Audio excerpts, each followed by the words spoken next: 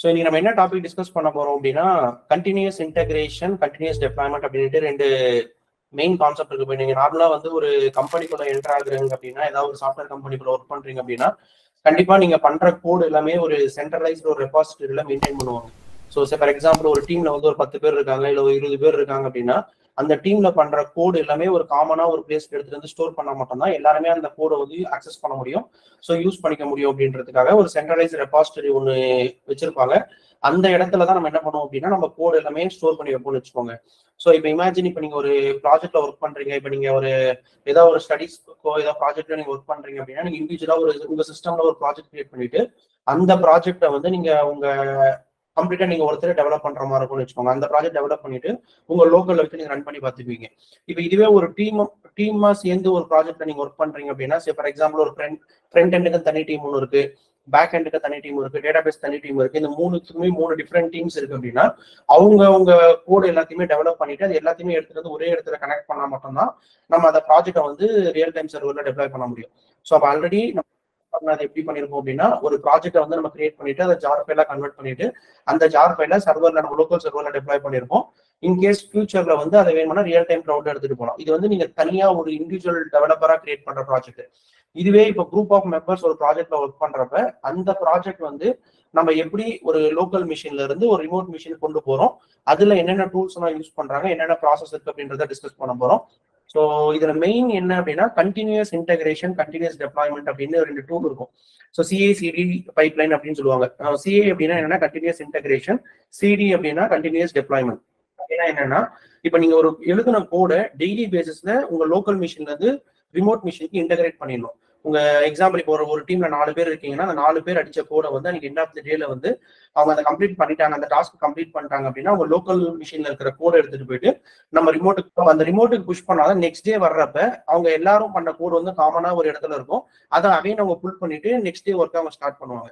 So இப்படிதான் நம்ம கோடை வந்து இன்டகிரேட் பண்றதுக்கு என்னென்ன டூல்ஸ் இருக்குன்னு பார்க்கணும். அதே மாதிரி இன்டகிரேட் பண்ணி முடிச்ச பின்னாடி அந்த கோடை வந்து ரியல் டைம் சர்வர்ல எப்படி டெப்ளாய் பண்றது. இப்போ நம்ம சர்வர் எடுத்துக்கிட்டு அந்த சர்வர்ல எடுத்துட்டு போய் என்னுடைய கோட் எப்படி டெப்ளாய் பண்றன்ற ஸ்டெப்ஸ் தான் பார்க்க போறோம். ஓகேங்களா?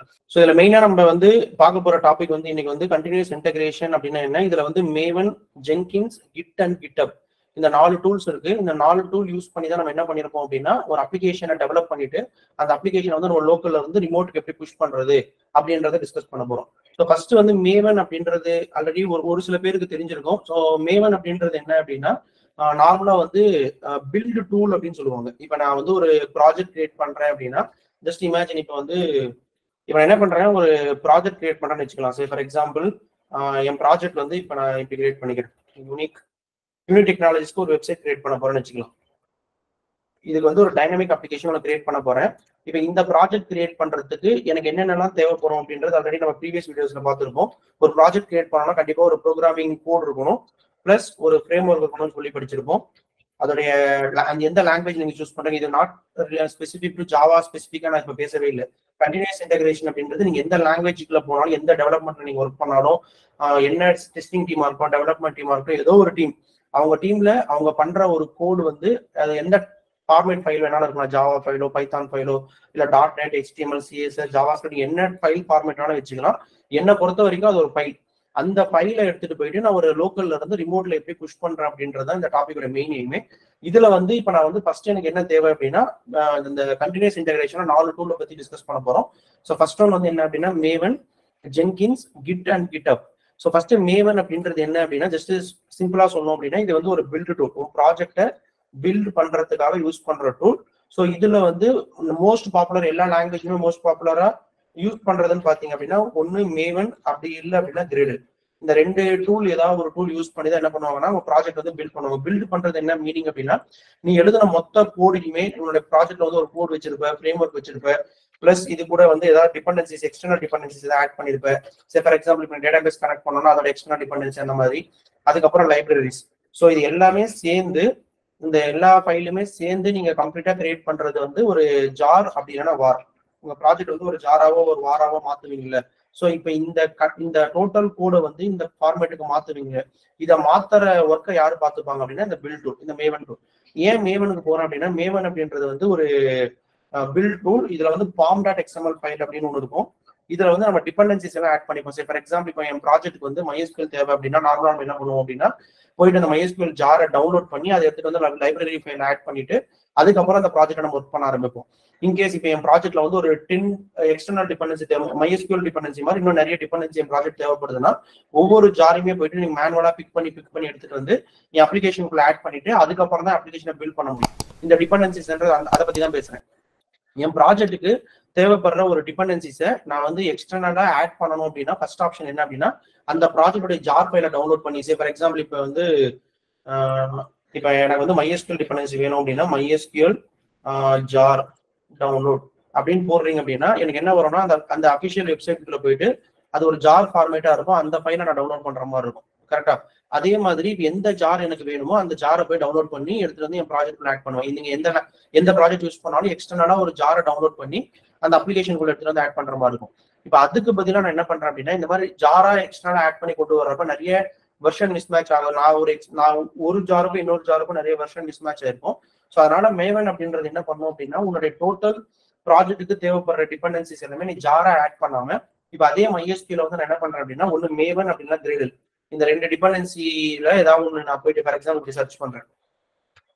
ஸோ MySQL மேவன் டிபெண்டன்சி அப்படின்னு ஒன்று சர்ச் பண்ண உடனே நார்மலா என்ன பண்ணிருக்கோம் அப்படின்னா நீங்க பாருங்க மேவன் ரெபாசிட்டரி அப்படின்ட்டு ஒரு அபிஷியல் வெப்சைட் இருக்கும்.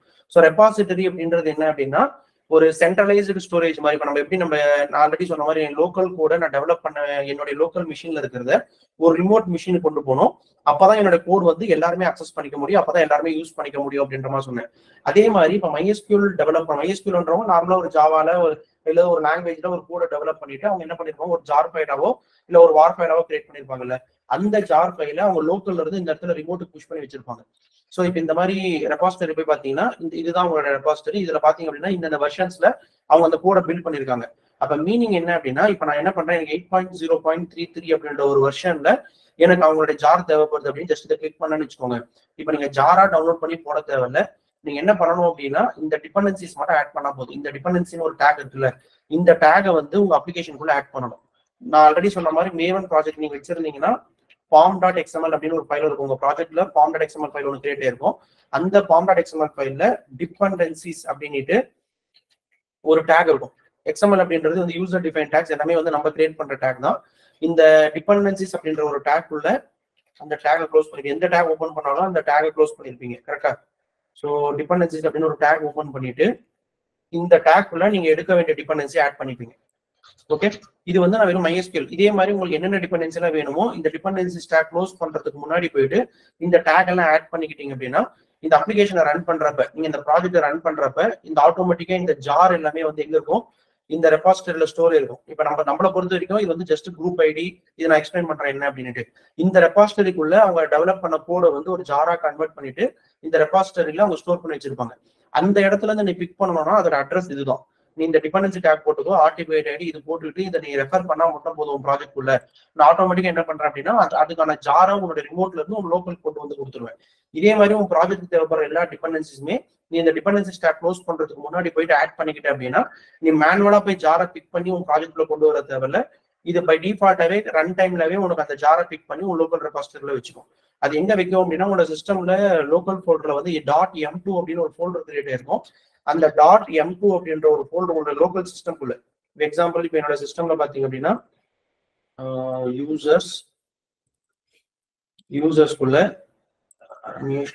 இந்த இடத்துல இருக்கு பாருங்க. இந்த .m2 ஃபோல்டர் வந்து நீங்க அந்த மேவன் ப்ராஜெக்ட் பில்ட் ஒரு ஃபோல்டர் கிரியேட் ஆயிடும். இந்த .m2 ஃபோல்டருக்குள்ள ரெபாசிட்டரி ஃபோல்டருக்குள்ள உங்க ப்ராஜெக்ட் ரிலேட்டட் எல்லா ஜார் ஃபைலுமே இங்க இருக்கும். சே ஃபார் எக்ஸாம்பிள் இப்போ டெஸ்ட் கேஸ் நான் என் ப்ராஜெக்ட்ல ரன் பண்ணிருப்பேன், அதுக்கான ஜார் ஃபைல் வந்து எனக்கு இங்க இருக்கும் வெர்ஷன் வித். இப்போ நான் ஒரு 3.8 ஒர்க் பண்ணிருக்கேன், அதே மாதிரி 3.4 இந்த மாதிரி என்ன வெர்ஷன் நீ இருக்கிறியோ எல்லாமே உங்களோட லோக்கல் ரெபாசிட்டரியில ரெஃபர் ஆயிக்கும். உன் ப்ராஜெக்ட்ல நீ என்ன வெர்ஷன் ரெஃபர் பண்றியோ அந்த பர்டிகுலர் ஜாரை மட்டும் அங்க பிக் பண்ணும். எக்ஸாம்பிள் இப்போ MySQL வந்து 8.0.33 நான் கொடுத்துருந்தேன் அப்படின்னா என்னோட ரிமோட்ல இருக்கிற 8.03 ஜாரை டவுன்லோட் பண்ணி என் லோக்கல்ல எடுத்துக்கிற ரெஸ்பான்சிபிலிட்டி யார் பார்த்துப்பாங்க அப்படின்னா மேவன் அப்படின்னா கிரிடல். இந்த ரெண்டுத்துல ஏதாவது ஒரு பில்ட் டூல் யூஸ் பண்ணி தான் நம்ம ப்ராஜெக்ட் கிரியேட் பண்ணுவோம். அட்வான்ஸ் கான்செப்ட்ஸ் எல்லாத்தையுமே. ரீசன் என்ன அப்படின்னா நம்ம ப்ராஜெக்ட்ல வந்து நிறைய ஜார்ஸ் ஒரு 1000 ஜார்ஸ் இல்லை 2000 ஜார்ஸ் இருக்கிற மாதிரி ஒரு ப்ராஜெக்ட்ல நீ ஒர்க் பண்ற அப்படின்னா அவ்வளோ ஜாரையுமே மேனுவலா பிக் பண்ணி கொண்டு வர முடியாது.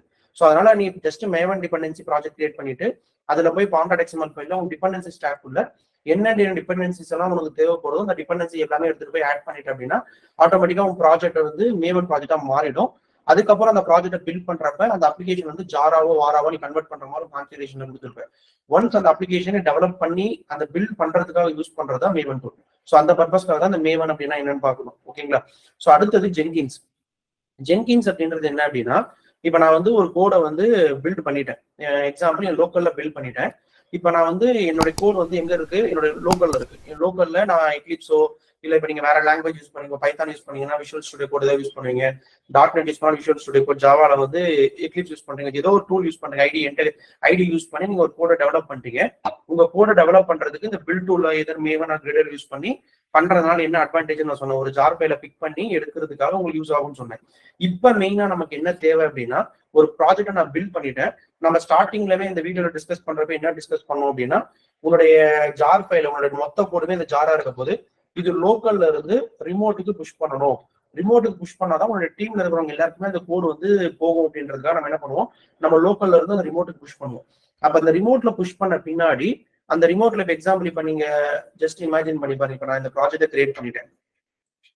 எப்படி யூனிட் டெக்னாலஜிஸ் அப்படின்னு ஒரு ப்ராஜெக்ட் கிரியேட் பண்ணிட்டு அது என்னோட லோக்கல் பில்ட் பண்ணிட்டேன். இப்ப இந்த அப்ளிகேஷன் நான் வந்து நான் என்ன பண்றேன், என்னோட லோக்கல்ல இருந்து ரிமோட்டுக்கு மூவ் பண்ணிட்டேன். ஓகேங்களா? சோ ரிமோட்டுக்கு மூவ் பண்ண பின்னாடி இந்த கோடை வந்து நான் என்ன பண்ணணும், அகைன் இன்னொரு டைம் பில்ட் பண்ணணும். ஏன் அகைன் இன்னொரு டைம் பில்ட் பண்ணணும் அப்படின்னா, யூனிட் டெக்னாலஜி வெப்சைட்ல நீ மட்டும் ஒர்க் பண்ணிருக்க மாட்டேன், உன்ன மாதிரி 10 பேர் டீம்ல ஒர்க் பண்ணிருக்காங்க அப்படின்னா எல்லாருமே அவங்கவுங்க பண்ண கோடை மட்டும் தான் அவங்க லோக்கல்ல டெஸ்ட் பண்ணிட்டு கோடை மூவ் பண்ணுவாங்க. இதே மாதிரி ஒரு 10 பேருமே கோடை அவங்கவுங்க டெவலப்மெண்ட் ஆக்டிவிட்டிஸ் முடிச்சுட்டு எல்லாமே லோக்கல்ல இருந்து ரிமோட்டு கொண்டு வர்றப்ப யாராவது ஒருத்தர் கோடு எரர் இருந்துச்சுனாலோ, ஏதாவது டிபெண்டன்சி ஜார் ஆட் பண்ணாம இருந்தாலும் ஏதோ ஒரு ரீசனால கண்டிப்பா நீங்க பில்ட் பண்ணாம உங்களால கூட டெப்ளாய் பண்ண முடியாது. கரெக்டா? அப்ப நீங்க மொத்தம் லோக்கல்ல டெஸ்ட் பண்ணி பார்த்துட்டு உங்க லோக்கல்ல இருந்து ரிமோட்டுக்கு புஷ் பண்ண போறீங்க. ரிமோட்ல என்ன பண்ணுவீங்கன்னா அகைன் இன்னொரு டைம் பில்ட் பண்ணுவீங்க. அந்த இடத்துல எனக்கு என்ன வேணும் அப்படின்னா மேவன் பிளக்இன் தேவைப்படும். மேவன் பில்ட் டூல் யூஸ் பண்ணி தான் அங்கேயும் நான் பில்ட் பண்ண போறேன். அப்ப ஜென்கின்ஸ் அப்படின்றது என்ன அப்படின்னா, ஜென்கின்ஸ் அப்படின்றது ஆட்டோ ஷெட்யூல் அப்படின்னு சொல்லுவாங்க. ஆட்டோ ஷெட்யூல் மீன்ஸ் என்னன்னா, இப்ப நீங்க மேனுவலா போயிட்டு ஒரு பில்டர் ட்ரிகர் பண்றீங்களா, இப்போ ஒரு ப்ராஜெக்ட் பில்ட் பண்ணோம்னா மேவன் ப்ராஜெக்ட்ல போய் பில்ட் பண்ணோம்னா மேவன் கிளீன், மேவன் இன்ஸ்டால் அந்த மாதிரி கமெண்ட்ஸ் கொடுத்துட்டு அந்த ப்ராஜெக்ட்டை பில்ட் பண்ணி கம்ப்ளீட்டா ஒரு ஜாப் பேட்டா வாங்கியிருப்பீங்களா, அது வந்து நீங்க மேனுவலா பண்றது. ஜென்கின்ஸ் அப்படின்றது என்னன்னா ஜாப் ஷெட்யூலிங் மாதிரி. இப்ப நீங்க வந்து ஒரு டைம்ல குறிப்பிட்ட டைம்ல என்னோட அப்ளிகேஷன்ல எந்தெந்த கோடெல்லாம் இருக்கும் அந்த கோடை பிக் பண்ணி ஆட்டோமேட்டிக்கா அந்த ஜாப் எனக்கு ஷெட்யூல் பண்ணி கொடுத்துரு, அந்த ஜார் எனக்கு பில்ட் பண்ணி கொடுத்துரு. பில்ட் பண்ண கோடை வந்து டெப்ளாய் பண்றதுக்கு ஆட்டோமேட்டிக்கா டெப்ளாய் பண்றதுக்கான கான்ஃபிகரேஷன் எல்லாமே we can go for Jenkins. So Jenkins use பண்ணியும் பண்ணலாம். நிறைய ஆர்கஸ்ட்ரேஷன் டூல் இருக்கு. இப்போ கூபர்நெட்டிஸ் அப்படின்னு ஒரு கரண்ட்ல வந்து கூபர்நெட்டிஸ் தான் அதிகமா யூஸ் பண்ணுவோம் மைக்ரோ சர்வீஸ் அப்ளிகேஷன்ல. ஸோ இதுவுமே வந்து அந்த ஜாப் அந்த நம்ம லோக்கலா பண்ண கோட ரிமோட்டுக்கு புஷ் பண்ணிட்டு அங்க வந்து நம்ம கோடை வந்து பில்ட் பண்ணி அதை மானிட்டர் பண்றது, ஸ்கேல் பண்றது எல்லாமே வந்து ஒன்னு ஜென்கின்ஸ் யூஸ் பண்ணி பண்ணலாம், அப்படி இல்லைன்னா கூபர்நெட்டிஸ் யூஸ் பண்ணி பண்ணலாம். ஓகேங்களா? ஸோ ஜென்கின்ஸ் மோஸ்ட்லி எதுக்காக யூஸ் பண்ணுவாங்கன்னா CI/CD பைப்லைன் கிரியேட் பண்றதுக்காக யூஸ் பண்ணுவாங்க. கூபர்நெட்டிஸ் அப்படின்றது மெயினா எதுக்காக அப்படின்னா கம்ப்ளீட்டா மைக்ரோ சர்வீஸ் அப்ளிகேஷனை வந்து டெப்ளாய் பண்றதுக்காக யூஸ் ஆகும். ஸோ நமக்கு இவ்வளவு டீட்டெயிலா போக தேவையில்லை. நம்ம இப்ப பார்க்க போறது வந்து ஜென்கின்ஸ்னா என்ன அப்படின்னா, நான் டெவலப் பண்ண லோக்கல் கூட ரிமோட்டுக்கு புஷ் பண்ண பின்னாடி அந்த ரிமோட்ல இருக்கிற கோடை வந்து ஆட்டோமேட்டிக்கா பிக் பண்ணி அந்த கோடை பில்ட் பண்ணி அந்த ஜார் ஃபைல் எடுத்துட்டு போய் சர்வர்ல டெப்ளாய் பண்றது. இதை வந்து மேனுவலா பண்ணாம ஆட்டோமேட்டிக்கா பண்ற மாதிரி நம்ம ஸ்கிரிப்டை வந்து ஜென்ரேட் பண்ணி வைக்க முடியும். ஒரு டைம் நீ கோடை டெவலப் பண்ணி அந்த ஸ்கிரிப்டை வந்து நீ அப்ளை பண்ணிட்டு அப்படின்னா ஆட்டோமேட்டிக்கா உங்களுக்கு என்ன பண்ணும் அப்படின்னா, உங்களுடைய ரிமோட் இப்ப ஆல்ரெடி நான் சொன்ன மாதிரி என்னுடைய லோக்கல் கோட்ல இருந்து ரிமோட்டுக்கு அனுப்புறத நான் மேனுவலா தான் பண்றேன். இங்க வரைக்கும் என் கோடு மேனுவலா போச்சு. ரிமோட்ல போயிட்டு நீ தான் ஒரு பில்டர் ட்ரிகர் பண்ண போற. CI/CD பைப்லைன் ஆல்ரெடி சொன்னால ஒரு ப்ராடக்ட்டை இன்டகிரேட் பண்ணிட்டு அதை பில்ட் பண்றதுக்காக யூஸ் பண்றதா CI/CD பைப்லைன். இதை வந்து நீ என்ன பண்ணுவேன்னா உங்க கோட ரிமோட்டுக்கு புஷ் பண்ணிட்டு நீ கோட பில்ட் பண்ண போற. ஒன்ஸ் அந்த கோட பில்ட் பண்ண பின்னாடி அந்த பில்ட் பண்ண ஒரு ஜார் ஃபைல் எடுத்துட்டு போயிட்டு ஒரு இடத்துல நான் ஸ்டோர் பண்ணது என்னன்னு சொல்றேன் அப்புறமா. ஸோ ஒரு ரெபாசிட்டரி நான் ஸ்டோர் பண்ணி வச்சிருப்பேன். அந்த இடத்துல இருந்து கோட பிக் பண்ணி இன்னொரு டைம் அந்த கோடை கம்ப்ளீட்டா பில்ட் பண்ணிட்டு அதை வந்து சர்வர்ல டெப்ளாய் பண்ற ஒர்க்கை யார் பார்த்துப்பாங்க அப்படின்னா ஜென்கின்ஸ் பார்த்துக்கும். ஸோ அந்த பர்பஸ்க்காக தான் ஜென்கின்ஸுக்கு போறோம். ஸோ அப்ப மேவன் அப்படின்றது ஒரு பில்ட் டூல், ஜென்கின்ஸ் அப்படின்றது சிம்பிளா இப்படி வச்சுக்கோங்க. மேவன் அப்படின்றது ஒரு லோக்கல்ல பில்ட் பண்றதுக்காக யூஸ் பண்ற டூல், ஜென்கின்ஸ் அப்படின்றது ரிமோட்ல பில்ட் பண்றதுக்காக யூஸ் பண்றேன். அங்கேயும் கான்ஃபிகர் பண்ணிருப்பேன். ஏன்னா மேவன் இந்த இடத்துல எங்க ஜார் இருக்காது, உங்களுடைய லோக்கல்ல இருக்கிற ஜார் வந்து அங்க இருக்காது. ஏன்னா லோக்கல்ல வச்சிருக்கிறது M2 போட்டு உன் சிஸ்டம்குள்ள இருக்கிறது. அவங்க சர்வர் சிஸ்டம்ல வந்து M2 போட்டு ஒரு கிரியேட் ஆனா மட்டும் தான் அவங்க கிட்ட அந்த ஜார் பிக் பண்ண முடியும். அப்ப அகைன் அவங்க என்ன பண்ணுவாங்க, அந்த டிபெண்டன்சி மட்டும் நீ சொல்லியிருப்ப அது எல்லாமே அந்த ஜாரை டவுன்லோட் பண்ணி அவங்க .m2 ஃபோல்டர்ல வச்சுக்கிட்டு அங்க இருந்து ரெஃபர் பண்ணி அந்த அப்ளிகேஷன் வந்து பில்ட் பண்ணி கொடுத்துரும். ஒன்ஸ் அந்த அப்ளிகேஷன் பில்ட் ஆன பின்னாடி அது சர்வர்ல கான்ஃபிகரேஷன் நம்ம பண்ணி வச்சுப்போம். ஸோ அப்போ இங்க மேனுவலா நடக்கிற ப்ராசஸை அதை ஆட்டோமேட் பண்றதுக்காக யூஸ் பண்றதா ஜென்கின்ஸ். ஓகேங்களா? ஸோ இதான் மேவன்ன்றது ஒரு பில் டூல். ஜென்கின்ஸ் அப்படின்றது வந்து ஜாப் ஷெட்யூல் பண்றதுக்காக யூஸ் பண்ற ஒரு டூல்னு வச்சுக்கோங்க. இது ரெண்டுமே எதுக்காக அப்படின்னா ஒரு ப்ராஜெக்ட் நான் பில்ட் பண்ண பின்னாடி அதை எடுத்துட்டு போய் ரிமோட்ல புஷ் பண்ணி எப்படி ப்ராசஸ் பண்றது அப்படின்றதுக்காக. ஸோ அடுத்தது கிட் அண்ட் கிட்டப். ஸோ இதான் மெயின் நம்மளோட டாபிக்ல வந்து. ஸோ கிட் அப்படின்றது என்ன, கிட்டப் அப்படின்னா என்ன அப்படின்னா, ஸோ கிட் அப்படின்றது என்னன்னா ரிவிஷன் கண்ட்ரோல் சிஸ்டம்னு சொல்லுவாங்க. So revision control system is used to track changes in computer files. It's a tool to manage your code and file history or coordinating work remotely on these files. அப்படின்னா meaning என்ன அப்படின்னா, இப்போ நீங்க வந்து ஒரு just இப்போ real டைமா எடுத்துக்கலாம். நம்ம ஆல்ரெடி டிஸ்கஸ் பண்ண மாதிரி யூனிக் டெக்னாலஜிஸ் அப்படின்ட்டு ஒரு ப்ராஜெக்ட் இருக்குன்னு வச்சுக்கலாம். யூனிக் டெக்னாலஜிஸ் அப்படின்ட்டு யூனிட் டெக்னாலஜிஸ் ஒரு ஃபுல் ஸ்டாக் கோடை நீ டெவலப் பண்ணணும். ஓகே, ஸோ இதை வந்து ஜஸ்ட் இமேஜின் பண்ணிக்கோங்க, ஃபுல் ஸ்டாக் டெவலப்மெண்ட் இதில் பண்ணணும். ஸோ இதுக்கு வந்து எனக்கு வந்து 3 டீம் தேவைப்படுது. இப்போ தான் நான் வந்து ஃப்ரெஷ்ஷாக ஸ்டார்ட் பண்ண போறேன்னு வச்சுக்கோங்க. என் ப்ராஜெக்ட் வந்து நான் ஃப்ரெஷ்ஷாக ஸ்டார்ட் பண்ண போறேன். இதுக்கு வந்து எனக்கு 3 டீம் தேவைப்படுது. ஒன்று வந்து ஃப்ரண்ட் எண்ட் டீம், இன்னொன்று வந்து பேக் எண்ட் டீம், ஓகே, இன்னொன்று வந்து டேட்டாபேஸ் டீம். இவங்க 3 டிஃப்ரெண்ட் டீம்ஸ் இருக்காங்க. இவங்க வந்து ஃப்ரண்ட் அண்ட் கம்ப்ளீட்டா HTML, CSS, Java script something ஏதாவது ஃப்ரேம் ஒர்க் யூஸ் பண்ணி பண்றவங்க பண்ணிப்பாங்க.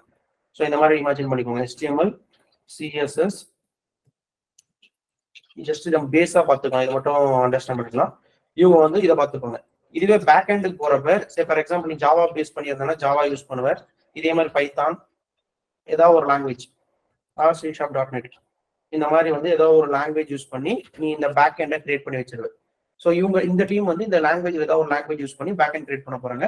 அதே மாதிரி டேட்டாபேஸ் டீம் வந்து ஒன்று SQL ஆர் PLSQL யூஸ் பண்ணி VSQL லாங்குவேஜ் யூஸ் பண்ணி ஏதாவது ஒரு database, example MySQL or Oracle ஏதாவது ஒரு டேட்டாபேஸ் யூஸ் பண்ணி என்ன பண்ண போறாங்க அப்படின்னா அந்த டேட்டாபேஸ்க்கான எழுத போறாங்க. இப்போ 3 டிஃப்ரெண்ட் டீம்ஸ் இருக்கு. இவங்க 3 பேருமே சேர்ந்து கம்ப்ளீட்டா ஒரு ப்ராஜெக்ட் டெவலப் பண்ணாதான் ஃபைனலா நம்ம எடுத்துட்டு போயிட்டு அந்த அப்ளிகேஷனை போஸ்ட் பண்ணி நம்ம செக் பண்ணி பார்க்க முடியும்னு வச்சுக்கோங்க. அப்ப இவங்களுக்கும் கண்டிப்பா டிபெண்டன்சிஸ் இருக்கும். இவங்க ஃப்ரண்ட் எண்ட் பண்ணாதான் இவங்க பேக் எண்ட் கனெக்ட் பண்ண முடியும், பேக் எண்ட் பண்ணாதான் ஃப்ரண்ட் எண்ட் கனெக்ட் பண்ண முடியும். இப்போ இவங்க எல்லாமே இன்டர் கனெக்டடா ஒர்க் பண்ணா மட்டும் தான் நம்மளால என்ன பண்ண முடியும் அப்படின்னா அந்த அப்ளிகேஷன் வந்து நம்ம கம்ப்ளீட்டா டெவலப் பண்ணி முடிக்க முடியும். கரெக்டா? அப்ப நான் என்ன பண்ணுவோம் அப்படின்னா ஃபர்ஸ்ட் ஸ்டெப் வந்து நான் என் அப்ளிகேஷனை வந்து நான் கிரியேட் பண்ணிட்டு லோக்கல்ல வச்சு கூடாது. ஃபர்ஸ்ட் பாயிண்ட் என்ன அப்படின்னா நான் ஒரு அப்ளிகேஷன் இப்போ எக்ஸாம்பிள் நீங்க ஏதாவது ஒரு ப்ராஜெக்ட் கிரியேட் பண்ணீங்க என்ன பண்ணுவீங்க, நீங்க எந்த லாங்குவேஜ்ல போனாலும் உங்க கண்டிப்பா ஏதாவது ஒரு ஐடி யூஸ் பண்ணுவோம். அந்த ஐடிக்குள்ள போயிட்டு ஃபைல் நியூ அப்படின்னு போயிட்டு ஏதாவது ஒரு ப்ராஜெக்ட் கிரியேட் பண்ணிட்டு அந்த ப்ராஜெக்ட்குள்ள உங்களுடைய கோட், இப்போ நீ ஜாவா பேக்ரவுண்டா இருந்தால் ஜாவா கோடு, மற்ற லாங்குவேஜ்னா அந்தந்த லாங்குவேஜ்க்கான கோடை நீங்க டெவலப் பண்ணிடுவீங்க.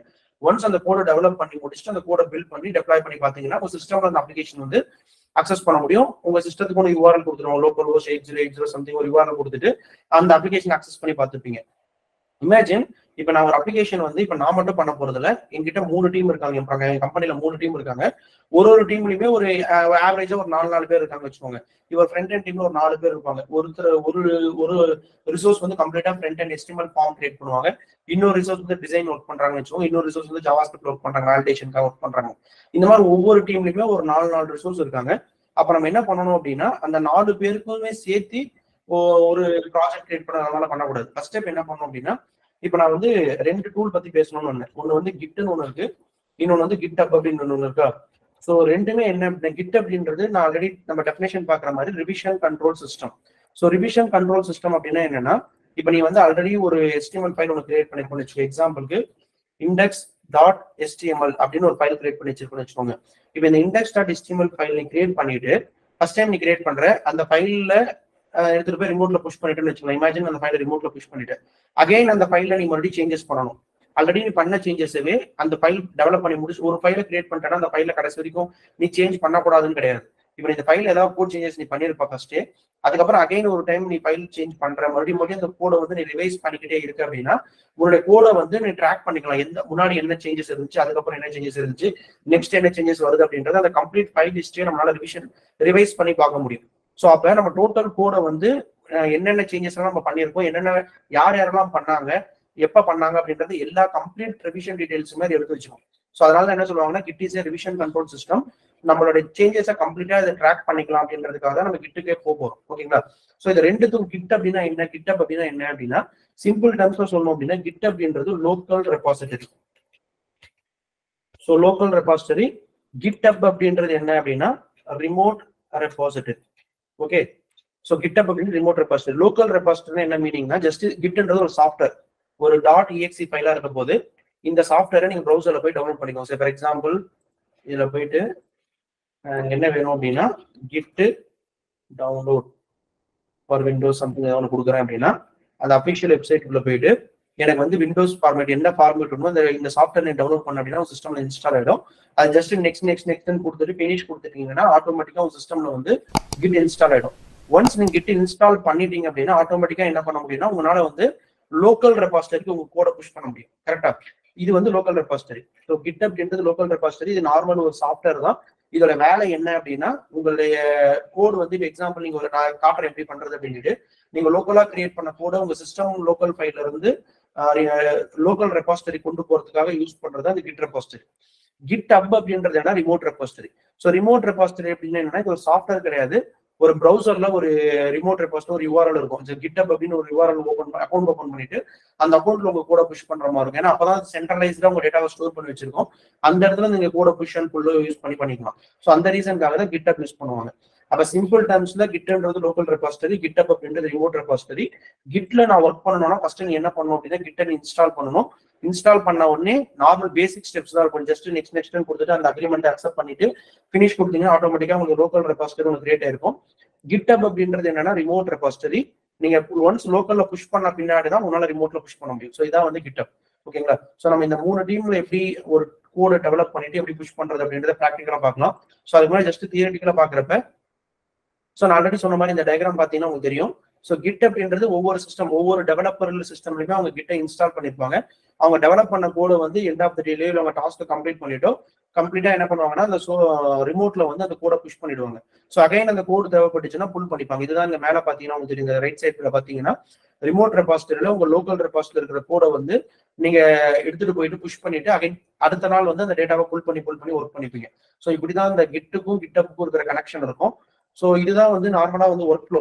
இப்போ நான் வந்து ஒரு கோடு வந்து என்னோட லோக்கல்ல இருந்து நான் ரிமோட்டு கொண்டு போகணும் அப்படின்னா என்னென்ன ஸ்டேஜஸ் இருக்கு அப்படின்றத டிஃபைன் பண்றதா இந்த டயக்ராம். ஸோ இதுல ஃபர்ஸ்ட் என்ன அப்படின்னா ஒர்க்கிங் டைரக்டரின்னு ஒன்று கிரியேட் பண்ணியிருக்கேன், ஸ்டேஜிங் ஏரியான்னு ஒன்று இருக்கு, கிட் ரெபாசிட்டரின்னு ஒன்று இருக்கு. ஓகேங்களா? ஸோ ஃபர்ஸ்ட் நம்ம இந்த கான்செப்ட் குள்ள போறதுக்கு முன்னாடி நான் ஃபர்ஸ்ட் என்ன பண்ணலாம் அப்படின்னா ஒரு ப்ராஜெக்ட் கிரியேட் பண்ணிக்கலாம். ஸோ ஃபர்ஸ்ட் வந்து நான் என்ன பண்றேன் அப்படின்னா ஆல்ரெடி நம்ம டிஸ்கஸ் பண்ண மாதிரி ஒரு ப்ராஜெக்ட் கிரியேட் பண்ணிக்கிறேன். என் ப்ராஜெக்ட் நேம் வந்து யூனிக் டெக்னாலஜிஸ் அப்படின்னு வச்சுக்கிறேன். ஒரு ஃபோல்டர் கிரியேட் பண்ணிக்கிறேன். ஜஸ்ட் இப்போதைக்கு நம்ம டூல் எதுவும் யூஸ் பண்ண வேணாம், காமனா பார்த்துக்கலாம். ஸோ யூனிக் டெக்னாலஜிஸ் ஒரு ஃபோல்டர் கிரியேட் பண்ணிட்டேன். இப்போ இதுக்குள்ள நான் என்ன பண்றேன் அப்படின்னா 3 ஃபோல்டர் கிரியேட் பண்ணிக்கிறேன். ஒரு ஃபோல்டர் வந்து ஃப்ரண்ட் எண்ட் அப்படின்னு வச்சுக்கலாம். ஓகே, ஃப்ரண்ட் எண்ட் வச்சுக்கிறேன்.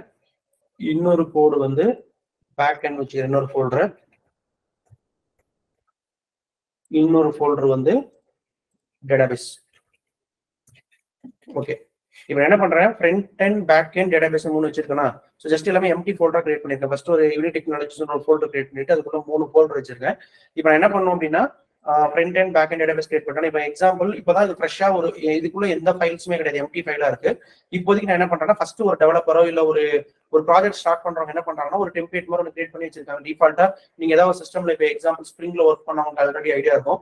ஸ்டார்டர் அப்ளிகேஷன் ஆல்ரெடி டிஃபால்ட்டாவே டவுன்லோட் பண்ணிருக்கீங்க. அது ஒரு அந்த ஃபோல்டரை இமேஜின் பண்ணிக்கோங்க. இல்ல ஏதோ ஒரு எம்டி ஃபோல்டர் உங்க சிஸ்டம்குள்ள இருக்கு. இப்போ இதுக்குள்ள ஃப்ரண்ட் எண்ட்னா பை டிஃபால்ட்டா உங்களுக்கு தெரியும் என்னென்ன லாங்குவேஜ் யூஸ் பண்ணுவோம். சரி, ஃபார் எக்ஸாம்பிள் இப்போ நான் வந்து ஒரு HTML ஃபைல் ஒன்று கிரியேட் பண்றேன். HTML நான் ஃபுல்லா பண்ணாத ஒரு ஜஸ்ட் பேசிக் கோட் மட்டும் எடுத்துக்கலாம், இல்ல நெட்ல இருந்து கூட எடுத்துக்கலாம். ஒரே நிமிஷம்.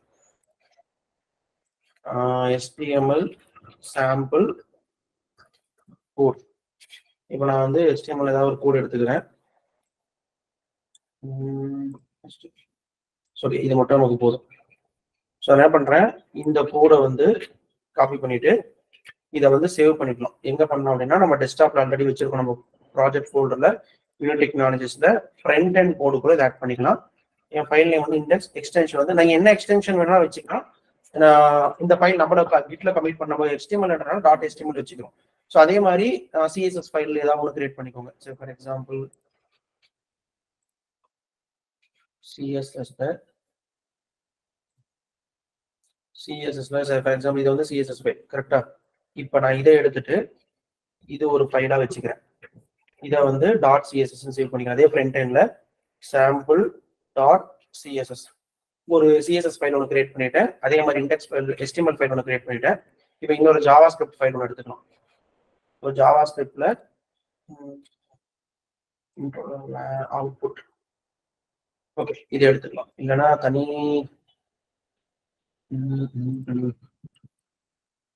ஓகே இதை வந்து நான் ஜாவா ஸ்கிரிப்ட் ஃபைல எடுத்துக்கிறேன். ஸோ இதை ஒரு தனி ஃபைல்ல சேவ் பண்ணிட்டு இதை வந்து சாம்பிள் டாட் ஜேஎஸ் அப்படின்னு சேவ் பண்ணிட்டேன். அப்போ அந்த ஃபைலோட எக்ஸ்டென்ஷன் யூஸ் பண்ணி HTML ஃபைல் கிரியேட் பண்ணியாச்சு, CSS ஃபைல் கிரியேட் பண்ணியாச்சு, JS ஃபைல் கிரியேட் பண்ணியாச்சு.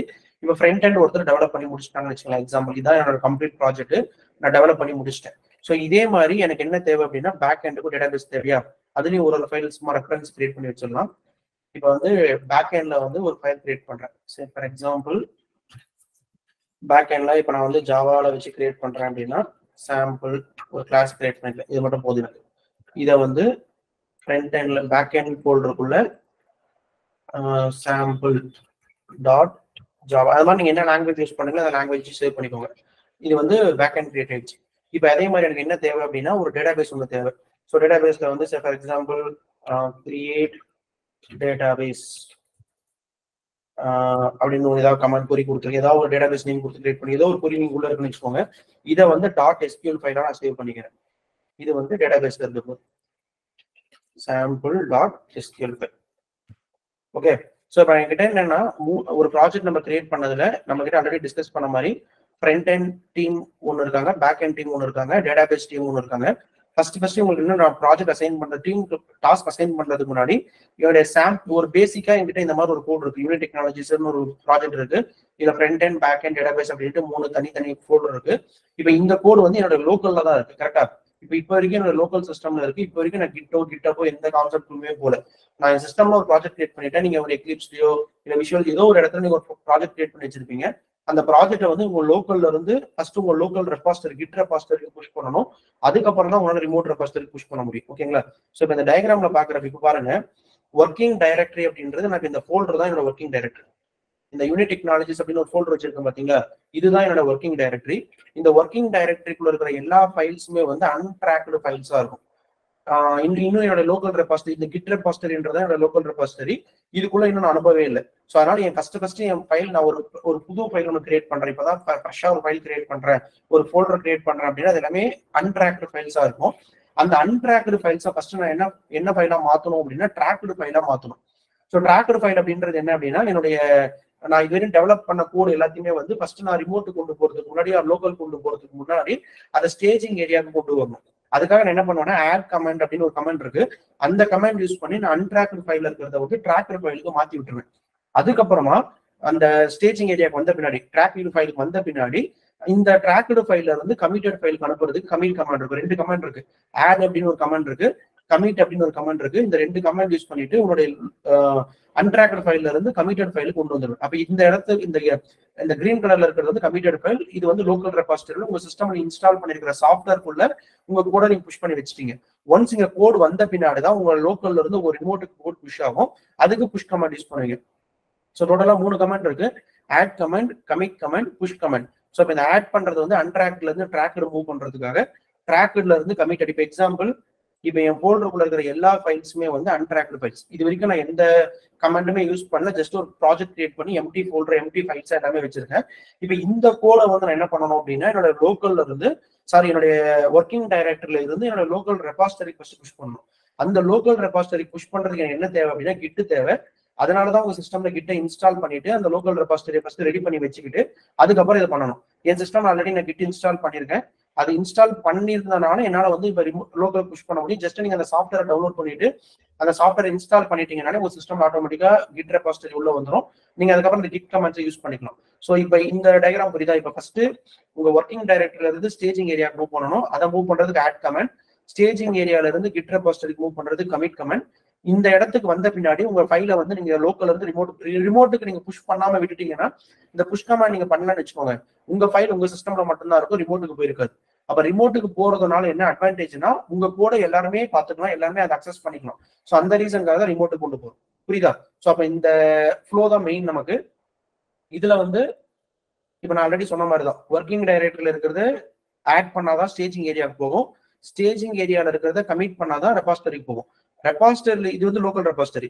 லோக்கல் ரெபாசிட்டரியில இருந்து ரிமோட்டுக்கு புஷ் பண்றதா இருந்துச்சு அப்படின்னா கண்டிப்பா புஷ் கமெண்ட் யூஸ் பண்ணணும். ஸோ இந்த ஃப்ளோ மட்டும் தெளிவா பாத்துக்கோங்க. ஸோ நான் சொன்ன கமெண்ட்ஸ்ல வந்து இதுதான் மெயின் கமெண்ட்ஸ். இப்போ நீங்க கிட்ல ஒர்க் பண்ண போறீங்க அப்படின்னா கண்டிப்பா இந்த கமெண்ட்ஸ் தான் மேஜரா அதிகமா யூஸ் பண்றது வந்து இந்த செட் ஆஃப் 6 to 7 கமெண்ட்ஸ் தான் யூஸ் பண்ணுவீங்க. இந்த கமெண்ட்ஸ் மட்டும் பாத்துக்கோங்க. ஸோ இதுல என்ன அப்படின்னா ஃபர்ஸ்ட் கமெண்ட் பாத்தீங்க அப்படின்னா git init அப்படின்னு ஒன்று இருக்கா. git init அப்படின்னா இனிஷியலைஸ் பண்றதுக்காக. So this command is use to start a new repository. நீங்க ஃபர்ஸ்ட் டைம் இப்போ நம்ம என்ன பண்ணிருக்கோம், நம்ம ப்ராஜெக்ட்க்கு ஒரு ஃபோல்டர் கிரியேட் பண்ணோம். இந்த ஃபோல்டருக்குள்ள 3 ஃபோல்டர் கிரியேட் பண்ணிருக்கேன். கரெக்டா? இப்போ என்னோட மெயின் ஃபோல்டர் வந்து யூனிட் டெக்னாலஜி. அதுக்குள்ள இந்த 3 ஃபோல்டர் இருக்கு. இதுக்குள்ளதான் நான் கம்ப்ளீட்டா எழுத போற எல்லா கோடுமே இருக்க போகுது. ஸோ ஃபர்ஸ்ட் என்ன பண்றேன், இந்த ஃபோல்டருக்குள்ள போயிட்டு கமாண்ட் ப்ராம்ப்ட் ஓபன் பண்ணிக்கோங்க.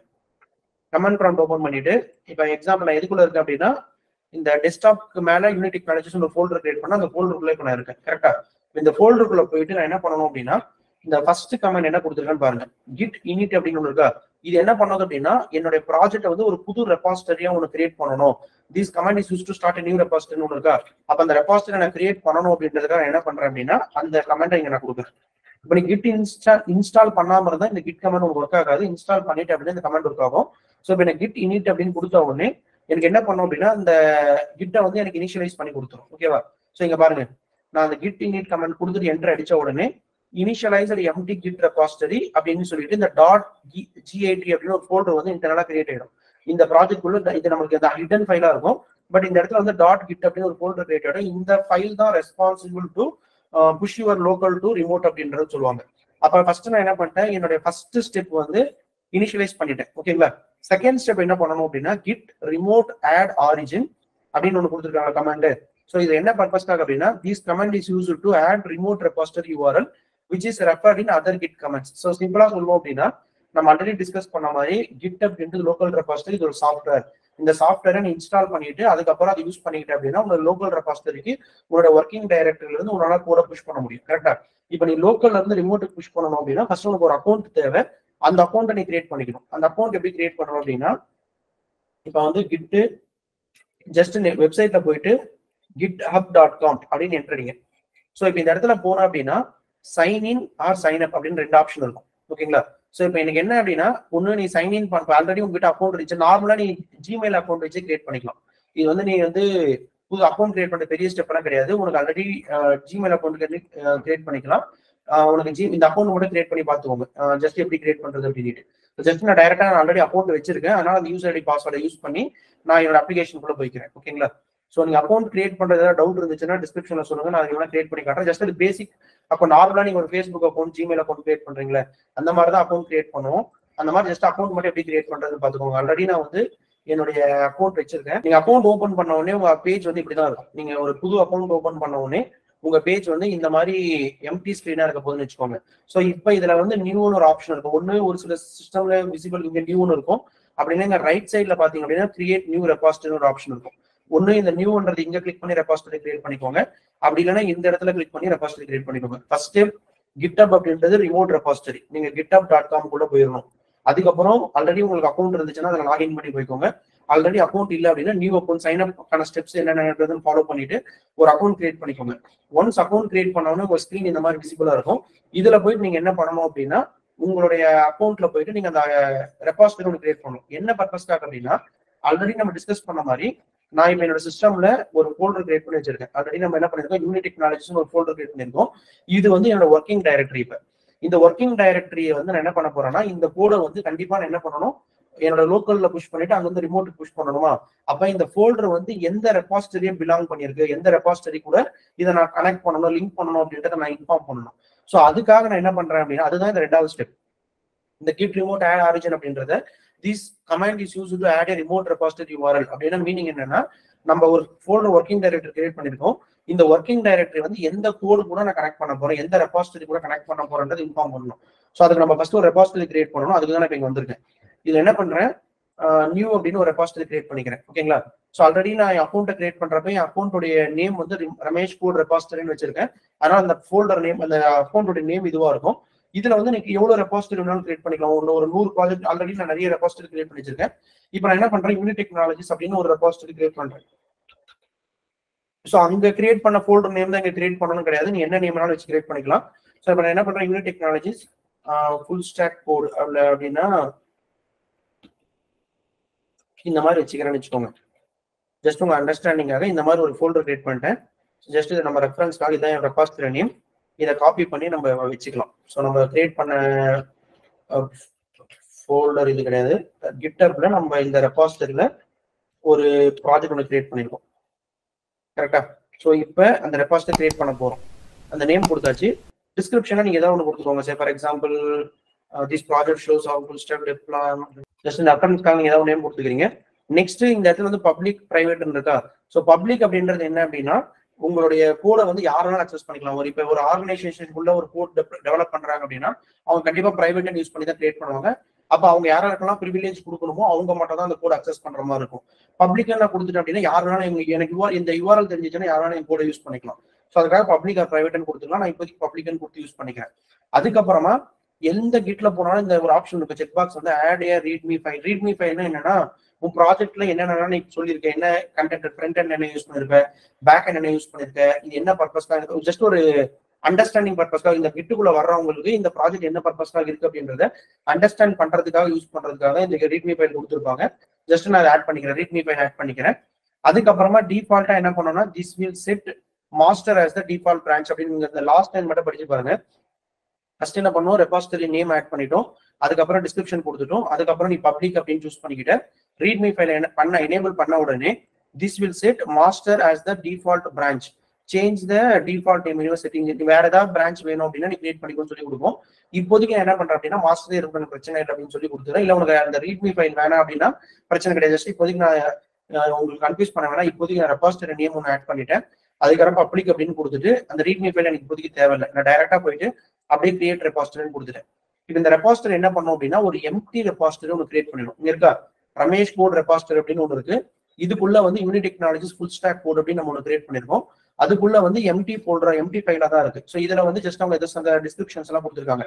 இதுல மெயினா நம்மளுக்கு என்ன அண்டர்ஸ்டாண்ட் பண்ணணும் அப்படின்னா, இங்க மேல பாத்தீங்கன்னா தெரியும், ஃபர்ஸ்ட் லைன்ல if you have done this kind of கீழே பாத்தீங்க அப்படின்னா ஒரு URL இருக்கா, இந்த https github.com/ramesh code repository யூனி டெக்னாலஜி ஃபுல் ஸ்டாக் கிட், இதுதான் அந்த ப்ராஜெக்டோட URL. இதை வந்து நான் என்ன பண்றேன்னா காப்பி பண்ணிக்கிறேன். ஸோ இப்போ இந்த ப்ராஜெக்ட் நீ கனெக்ட் பண்ணணும் அப்படின்னா இந்த URL காப்பி பண்ணிக்கோ. ஸோ URL காப்பி பண்ணிட்டு நெக்ஸ்ட் ஸ்டெப் என்ன வரணும் அப்படின்னா, நம்ம ஆல்ரெடி டிஸ்கஸ் பண்ண மாதிரி ஃபர்ஸ்ட் நம்ம எம்டி ஃபோல்டரை இனிஷியலைஸ் பண்ணிட்டோம். செகண்ட் ஸ்டெப் என்ன பண்ணணும் அப்படின்னா அந்த ரிமோட்ல நான் ஆட் பண்ணணும். கரெக்டா? அந்த ரிமோட்ல ஆட் பண்றதுக்கு இந்த URL நமக்கு தேவை. என்ன URL? ஓகே, இதை நம்ம காப்பி பண்ணிக்கிறேன். ஃபர்ஸ்ட் ரெண்டாவது ஸ்டெப்ல ஃபர்ஸ்ட் வந்து கிட் இனிட் கொடுத்தோமா, இது வந்து இனிஷியலைஸ் பண்றதுக்காக. செகண்ட் ஸ்டெப் பண்றதுக்கு முன்னாடி நம்ம என்ன பண்ணோம், ஒரு அக்கௌண்ட் போய் கிரியேட் பண்ணோம். அந்த அக்கௌண்ட்டை கிரியேட் பண்ணிட்டு அந்த அக்கௌண்ட்டுக்குள்ள ஒரு ரெபாசிட்டரி கிரியேட் பண்ணோம். அந்த ரெபாசிட்டரிக்கு ஒரு URL ஃப்ரேம் இருக்கு. அந்த URL எடுத்துட்டு வந்து இங்க காப்பி பண்ணணும். அந்த URL எடுத்துட்டு வந்துட்டு அந்த காப்பி பண்ற URL எடுத்துட்டு வந்துட்டு இந்த இடத்துல சொல்லியிருக்காங்க பாருங்க, URL of the GitHub repository இருக்கு பாத்தீங்களா, இங்க பேஸ்ட் பண்ணிக்கோங்க. ஸோ அப்ப என்ன இருக்கு, கிட் ரிமோட் ஆட் ஆரிஜின். அப்ப மீனிங் என்ன, நீங்க லோக்கலா வச்சிருக்கிற ஒர்க்கிங் டைரக்டரி இந்த URL கூட நான் லிங்க் பண்றேன், இந்த URL இருக்கிற ஃபோல்டர்ல தான் நான் கூட புஷ் பண்றேன் அப்படின்ட்டு நான் ரிமோட்ல இருக்கிற கூட இங்க ஆரிஜின் ஆட் பண்ணி விட்டுறேன். அப்ப இந்த இடத்துல வந்து இந்த லைனை மொத்தமா காப்பி பண்ணிக்கோங்க. Git remote add origin copy பண்ணிட்டு ஆல்ரெடி நம்ம என்ன பண்ணிருக்கோம், இனிஷியலைஸ் பண்ணி வச்சிருக்கோம். உங்களுடைய லோக்கல் ரெபாசிட்டரியில இனிஷியலைஸ் பண்ணி வச்சிருக்கேன். இப்போ அந்த ஸ்டெப்பை இங்க பேஸ்ட் பண்ணிக்கோங்க. செகண்ட் ஸ்டெப்பை இங்க பேஸ்ட் பண்ணிக்கோங்க. கிட் ரிமோட் ஆட் ஆரிஜின் அப்புறம் அது URL. ஸோ அது என்டர் அடிச்ச உடனே இது என்ன பண்ணும் அப்படின்னா, இந்த இனிட் பண்ண பின்னாடி, இனிஷியலைஸ் பண்ண பின்னாடி இந்த மொத்த ஒர்க்கிங் டைரக்டரியுமே இந்த ஃபோல்டருக்கு சிங்க் ஆயிடும். ஃபோல்டருக்கு சிங்க் ஆனா டைரக்டா இப்போ வரைக்கும் டேட்டா புஷ்ஷா இருக்காது. நீ அந்த ஃபோல்டர் எந்த ரெபாசிட்டரியில புஷ் பண்ற அப்படின்றத சிங்க் பண்ணி வச்சிருக்க. ஸோ அதான் வந்து செகண்ட் ஸ்டெப். ஸோ அடுத்தது தேர்ட் ஸ்டெப் பார்த்துக்கோங்க, கிட் ஸ்டேட்டஸ். ஸோ இது என்ன அப்படின்னா, this command list all the files that have been committed அப்படின்னு மீனிங் என்ன அப்படின்னா, உன் ப்ராஜெக்ட்குள்ள எவ்வளவு ஃபோல்டர் இருக்குன்னு எனக்கு தெரியாது, எவ்வளவு ஃபைல்ஸ் இருக்குன்னு எனக்கு தெரியாது. ஸோ அப்போ மொத்தமா உன் ப்ராஜெக்டை மொத்தமா ஸ்கேன் பண்ணி எந்தெந்த ஃபைல்ஸ் எல்லாம் இன்னும் அன்ட்ராக்ல இருக்கு, எந்தெந்த ஃபைல்ஸ் எல்லாம் ட்ராக்ல இருக்கு அப்படின்னு நீ அண்டர்ஸ்டாண்ட் பண்ணணும், தெரிஞ்சுக்கணும்னு நினைக்கிறேன் அப்படின்னா you can use kit status. So நான் என்ன பண்றேன், கிட் ஸ்டேட்டஸ் அப்படின்னு ஒரு கமெண்ட் கொடுக்கறதுக்கான மீனிங் என்னன்னா, இப்போதைக்கு என்னோட ஒர்க்கிங் டைரக்டரியில என்னென்ன ஃபைல்ஸ் எல்லாம் available for commit or available for புஷ்ன்னு வச்சுக்கோங்க. ஸோ இப்போ நான் கிட் ஸ்டேட்டஸ் கொடுத்த உடனே ஜஸ்ட் இந்த கீழே பாருங்க, பை டிஃபால்ட்டாவே வந்து மாஸ்டர் பிரான்ச், அது அந்த பிரான்ச்சை பத்தி நான் அப்புறமா போறேன். ஸோ இப்போதைக்கு எனக்கு கிட் ஸ்டேட்டஸ் கொடுத்த உடனே எனக்கு கீழே பாத்தீங்கன்னா அன்ட்ராக்டு ஃபைல்ஸ் ஒன்று கிரியேட் இருக்கா. ஸோ அன்ட்ராக்டு ஃபைல்ஸ் கிரியேட் இருக்கு. அது கீழே வந்து ரெட் கலர்ல காட்டுது, பேக் எண்ட் ஒரு ஸ்லாஷ் டேட்டாபேஸ். அப்போ மீனிங் என்னன்னா இந்த மூணுமே என்னது, ஆக்சுவலா நம்ம டிஸ்கஸ் பண்ண மாதிரி மூணுமே ஃபோல்டர். அந்த ஃபோல்டர் எல்லாமே ரெட் கலர்ல காட்டுதுன்னா பை டிஃபால்ட்டாவே என்ன நடந்திருக்கும் அப்படின்னா அந்த ஃபோல்டருக்குள்ள இருக்கிறது எல்லாமே வந்து அன்ட்ராக்டு ஃபைல். அதுக்குள்ள எவ்வளவு ஃபைல் வேணா இருக்கலாம், 100 ஃபைல் இருக்கலாம், 200 ஃபைல் இருக்கலாம், எவ்வளவு ஃபைல் வேணாலும் இருக்கலாம், எல்லா ஃபைலுமே அன்ட்ராக்டா இருக்கு. ஓகேங்களா? அப்ப அவங்க என்ன பண்ண சொல்றாங்கன்னா யூஸ் கிட் ஆட். அந்த ஃபைலை கொடுத்தீங்க அப்படின்னா நான் என்ன பண்றேன்னா இந்த ஃபைலை வந்து கமிட் பண்ணி கொடுத்துறேன் அப்படின்ட்டு ஒரு கமெண்ட் கொடுத்துருக்காங்களா. அதுதான் எனக்கு இந்த இடத்துல 4வது கமெண்டா இருக்கு. இங்க 4வது கமெண்ட் பாருங்க, கிட் ஆட். இவங்க என்ன கேட்டிருக்காங்கன்னா கிட் ஆட் ஃபைல் நேம் கொடுக்க சொல்லியிருக்காங்க. ஆனா இந்த இடத்துல என்ன பண்றீங்க, கிட் ஆட் -ஏன்னு கொடுத்துருங்க. -ஏக்கும் ஃபைலுக்கு என்ன டிஃபரன்ஸ்னா, இமேஜின் இப்ப நான் கிட் ஆட்னு கொடுத்துட்டு ஸ்பேஸ் கொடுத்துட்டு வெறும் பேக் எண்ட் மட்டும் அங்க கொடுத்தேன்னா பேக் எண்ட் மட்டும் தான் அன்ட்ராக்ட்ல இருந்து ட்ராக்குக்கு போகும். இல்ல நான் வெறும் டேட்டாபேஸ் கொடுத்தேன்னா டேட்டாபேஸ் ஃபைல் மட்டும் தான் அன்ட்ராக்ட்ல இருந்து ட்ராக்குக்கு போகும். நான் என்ன பண்றேன், கிட் ஆட் ஸ்பேஸ் -ஏ இப்படி கொடுத்தேன் அப்படின்னா மொத்த ஃபைலுமே அந்த அன்ட்ராக்ட் ஃபைல் என்னென்னலாம் இருக்கும் என்னோட சிஸ்டம்குள்ள எல்லா ஃபைலுமே ட்ராக்டு ஃபைலுக்கு போயிடும். கரெக்டா?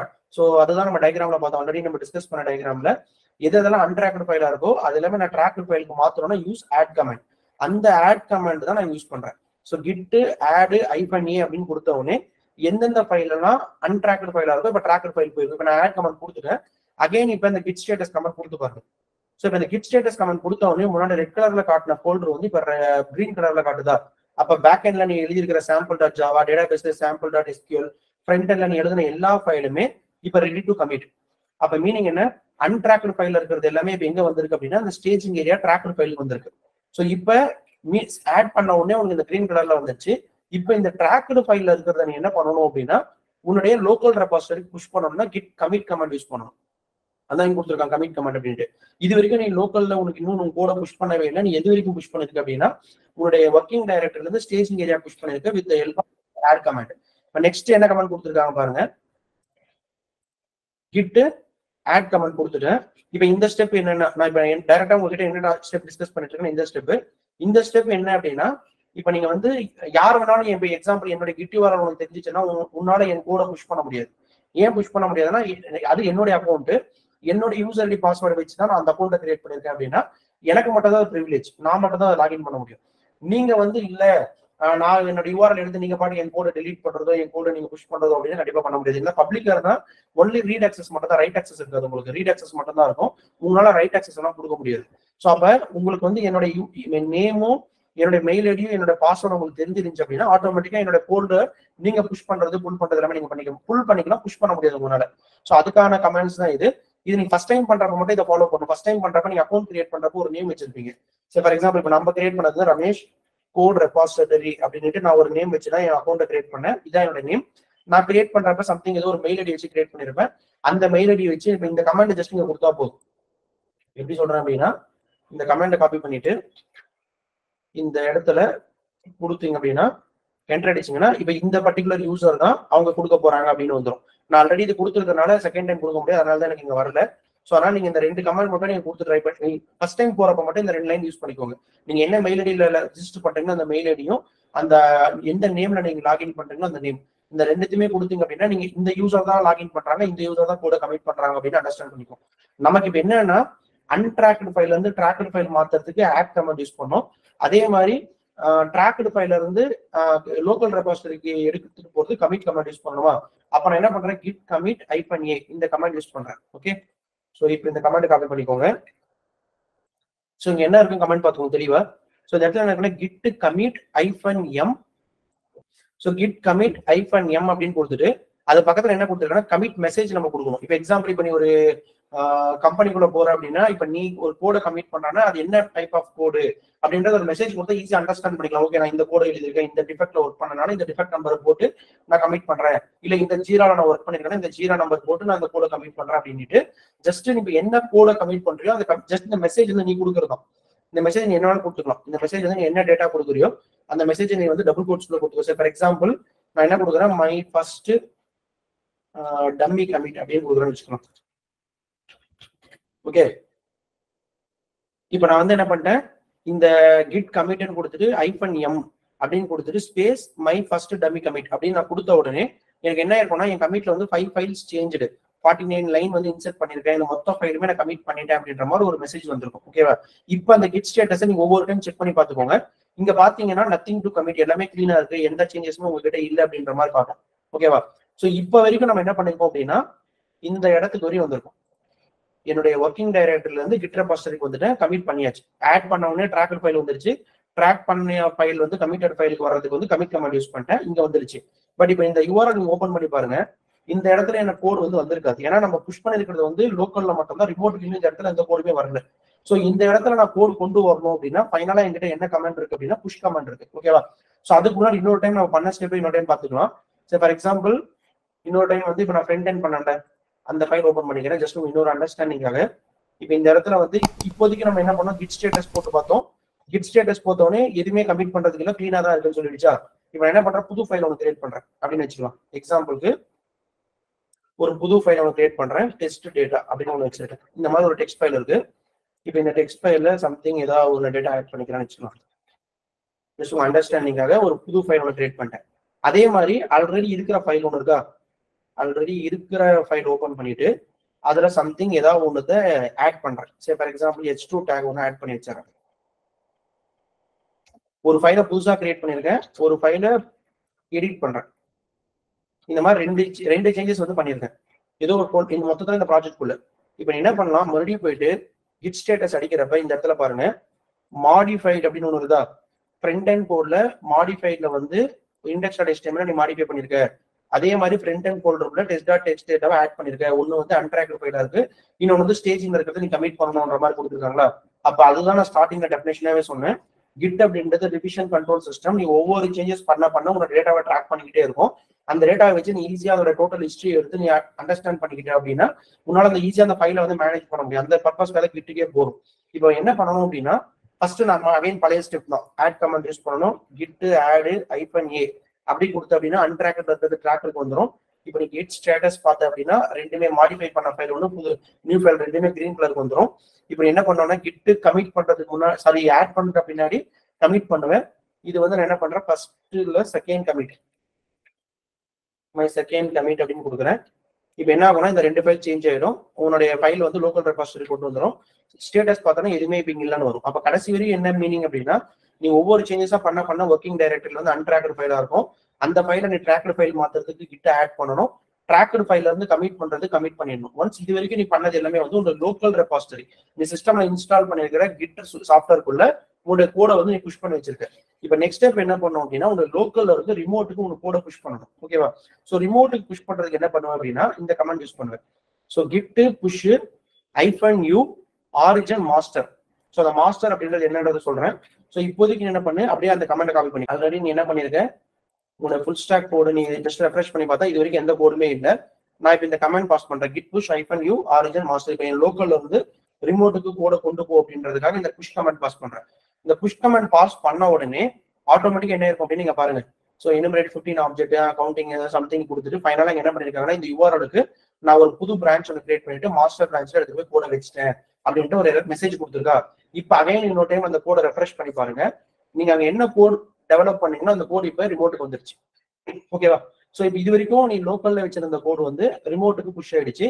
இப்போ நீ பண்ண எல்லா சேஞ்சஸுமே இங்க இருக்கும். நீ என்னென்ன கோட் சேஞ்சஸ் எல்லாம் பண்ணியோ எல்லா கோட் சேஞ்சஸுமே உங்களுக்கு எல்லா ஃபைலுமே இங்க வந்துடும். நீ பண்ண டேட்டாபேஸ் ஃபைல், அதே மாதிரி நீ சேஞ்ச் பண்ணிருக்கிற SQL file, back end file, இது A to Z எல்லா கோடுமே உங்களுக்கு எங்க வந்திருக்கும் அப்படின்னா லோக்கல்ல இருந்து ரிமோட்டுக்கு வந்துருச்சு. புரியுதா? ஸோ இதுதான் மெயின். ஸோ அப்ப எப்படி அன்ட்ராக்டு ஃபைல்ல இருந்து ஒரு ரிமோட் ஃபைல் கொண்டு போற வரைக்கும் என்னென்ன ஸ்டெப்ஸ் இருக்கு, மெயினா மேஜரா நம்ம தெரிஞ்சுக்க வேண்டியது 3 கமெண்ட் தான். Git add, Git commit, kit push. இது 3 தான் நம்ம அதிகமா யூஸ் பண்ணிட்டு இருப்போம். இந்த ஃபர்ஸ்ட் டைம் மட்டும் தான், நீ ஃபர்ஸ்ட் டைம் இந்த ஃபோல்டருக்குள்ள வந்து இது கிட் ப்ராஜெக்டா நீ மாத்தணுன்றதுக்காக மட்டும் தான் இந்த ஃபர்ஸ்ட் 2 கமெண்ட் யூஸ் பண்ணுவேன். அதை இனிஷியலைஸ் பண்றதுக்கும் அந்த ரிமோட்ல ஆட் பண்றதுக்கு மட்டும் தான் இந்த 2 கமெண்ட் யூஸ் பண்ணுவேன். அடுத்தபடி மேக்ஸிமம் இந்த 3 கமெண்ட் தான் யூஸ் பண்ணிட்டு இருப்பேன். இப்போ எக்ஸாம்பிள் இப்போ நான் சொன்ன மாதிரி இப்போ ரவுண்ட் 1ல பார்த்தா நம்ம என்ன பண்ணோம், so Git init, so Git init அப்படின்னு ஃபர்ஸ்ட் டைம் கொடுத்தோம். செகண்ட் டைம் இது ஸ்டேட்டஸ் அப்பா பண்ணி செக் பண்ணிப்பேன். அதுக்கப்புறம் கிட் ஆட் -a, இது ரெண்டுமே ஃபர்ஸ்ட் டைம் நீ செக்யூரிட்டிக்காக கொடுக்குறது. அதுக்கப்புறம் கமிட் பண்றேன், இது வந்து ஃபர்ஸ்ட் டைம் கொடுக்குறதுக்கு. அதுக்கப்புறம் புஷ் கமாண்ட் யூஸ் பண்ணி புஷ் பண்ணி விட்டுருவேன். கரெக்டா? அதே மாதிரி ரவுண்ட் 2ல போறப்ப நீ ஆல்ரெடி நம்ம இப்ப 2வது டைம் கமிட் பண்ணல, அது அப்ப என்ன பண்ணேன், ஜஸ்ட் ஸ்டேட்டஸ் மட்டும் செக் பண்ணிட்டு ஏதாவது இருந்துச்சுன்னா ஆட் பண்ணிட்டு கமிட் பண்ணிடுவேன். புஷ் பண்றதுக்கு இந்த கமெண்ட் யூஸ் பண்ணுவேன். ஸோ புல் மட்டும் எப்படி பண்றதுன்னு அப்புறமா சொல்றேன். ஸோ இப்போதைக்கு நம்ம என்ன பண்ணோம் அப்படின்னா, நம்ம கோடை வந்து லோக்கல்ல இருந்து நம்மளுடைய ஒர்க்கிங் டைரக்டரில இருந்து லோக்கல் ரெபாசிட்டரி புஷ் பண்ணிட்டோம், லோக்கல் ரெபாசிட்டரில இருந்து ரிமோட்டுக்கு புஷ் பண்ணிட்டோம். ஸோ இதுதான் நம்ம மேஜரா பண்ணியிருக்கிறது. ஸோ இதுதான் நம்ம ஒரு கோடை வந்து லோக்கல்ல இருந்து ரிமோட்டுக்கு புஷ் பண்றதா இருக்கும்.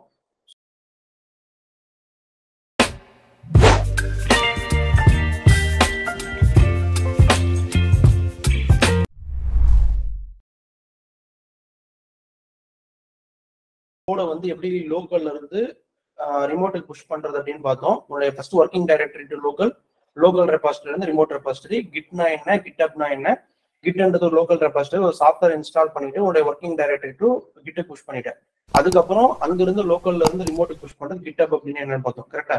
ஸோ இப்போ மேஜரா இங்க மெயின் நீங்க என்ன பார்க்கணும் அப்படின்னா, பிரான்ச்சிங் ஸ்ட்ராட்டஜி தான் மெயின். வந்து ஒரு கம்பெனிக்குள்ள போற அப்படின்னா நிறைய பிரான்ச்சஸ் இருக்கும், நிறைய பிரான்ச்சஸ் வந்து புல் பண்றது, நிறைய ப்ராசஸ் பண்ணுவாங்கன்னு வச்சுக்கோங்க. ஃபர்ஸ்ட் நம்ம என்ன அண்டர்ஸ்டாண்ட் பண்ணணும்னா, இந்த இடத்துல மாஸ்டர் அப்படின்னு ஒரு பிரான்ச் கிரியேட் இருக்கு பாருங்க. ஸோ டிஃபால்ட்டாவே என்ன பண்ணோம் அப்படின்னா, ஒன்று மாஸ்டர் அப்படின்னு கிரியேட் ஆகும், அப்படி இல்லை அப்படின்னா மெயின் அப்படின்னு ஒன்று கிரியேட் ஆகும். 2 பிரான்ச்ல ஏதாவது ஒரு பிரான்ச் தான் கிரியேட் ஆகும், ஒன்று மாஸ்டர் அப்படின்னா மெயின் பிரான்ச். ஓகேவா? ஸோ ஃபர்ஸ்ட் இப்போ என்ன பிரான்ச் ஸ்ட்ராட்டஜி பத்தி பார்த்துடலாம், அதுக்கப்புறமா இதுக்குள்ள வரலாம். ஓகேங்களா? ஸோ ஃபர்ஸ்ட் நான் என்ன பண்ணேன், இந்த கமெண்ட்லாம் ஆல்ரெடி பறிச்சிட்டீங்க. இப்போ எங்கிட்ட வந்து ஃப்ரண்ட் எண்ட் டீம் ஒன்று இருக்கு, பேக் எண்ட் டீம் ஒன்று இருக்கு, டேட்டாபேஸ் டீம் ஒன்று இருக்கா. இப்போ நான் என்ன பண்ணிட்டேன், என் ப்ராஜெக்ட்ல வந்து யூனிட் டெக்னாலஜி ஃபுல் ஸ்டாக் ஒரு கோட் டெவலப் பண்ணணும். என் ப்ராஜெக்டோட ரெபாசிட்டரி நேம் பார்த்தீங்கன்னா ஃபுல் ஸ்டாக் கோட். இதான் என் ப்ராஜெக்ட் ரெபாசிட்டரி நேம். கரெக்டா? இப்போ இது வந்து கிரியேட் பண்ணி வச்சுட்டேன், ஆல்ரெடி ரெபாசிட்டரி ஒன்று கிரியேட் பண்ணி வச்சுட்டேன்.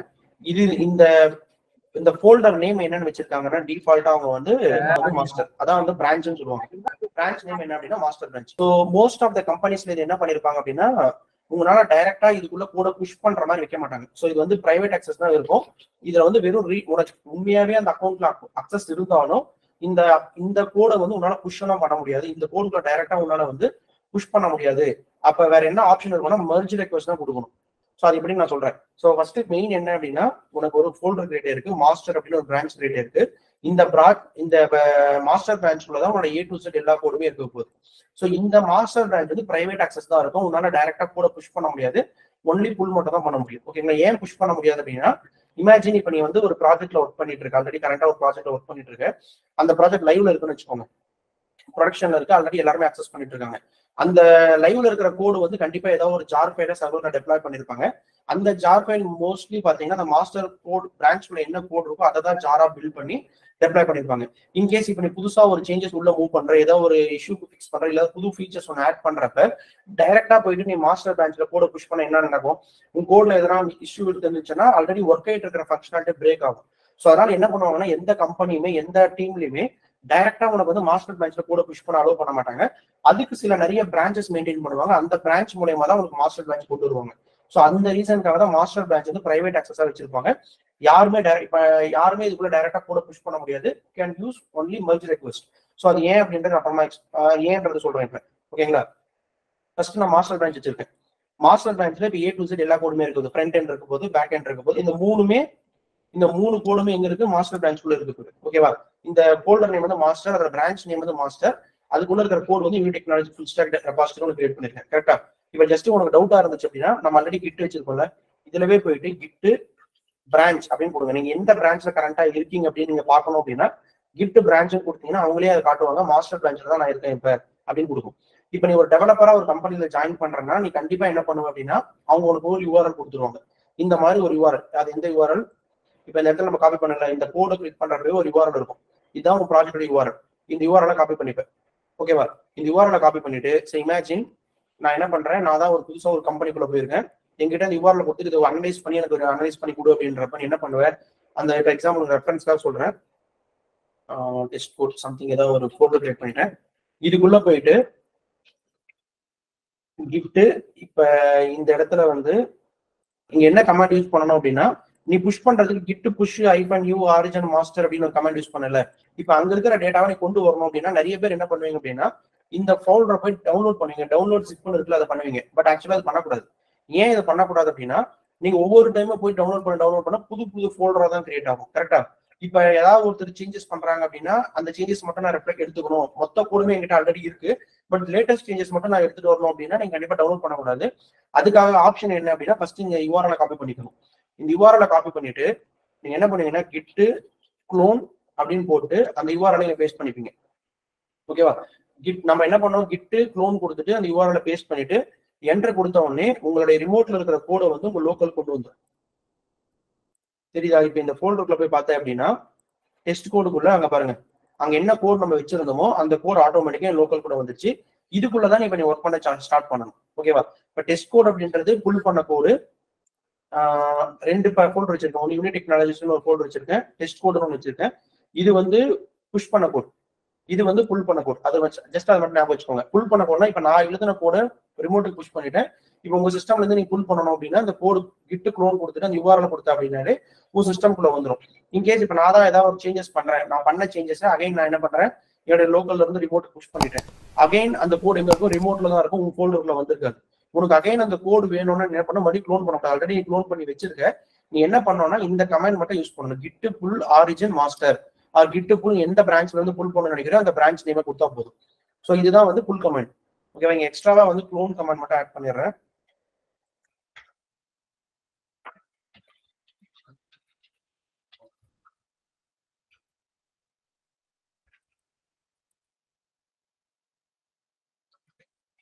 கிட் க்ளோனு அந்த யூஆர்எல் இங்க பேஸ்ட் பண்ணிக்கோங்க. இப்போ எக்ஸாம்பிள் நான் இந்த யூஆர்எல்வே ரெஃபரன்ஸ்ல போட்டு வைக்கிறேன். இந்த யூஆர்எல் இங்க பேஸ்ட் பண்ணிக்கோங்க.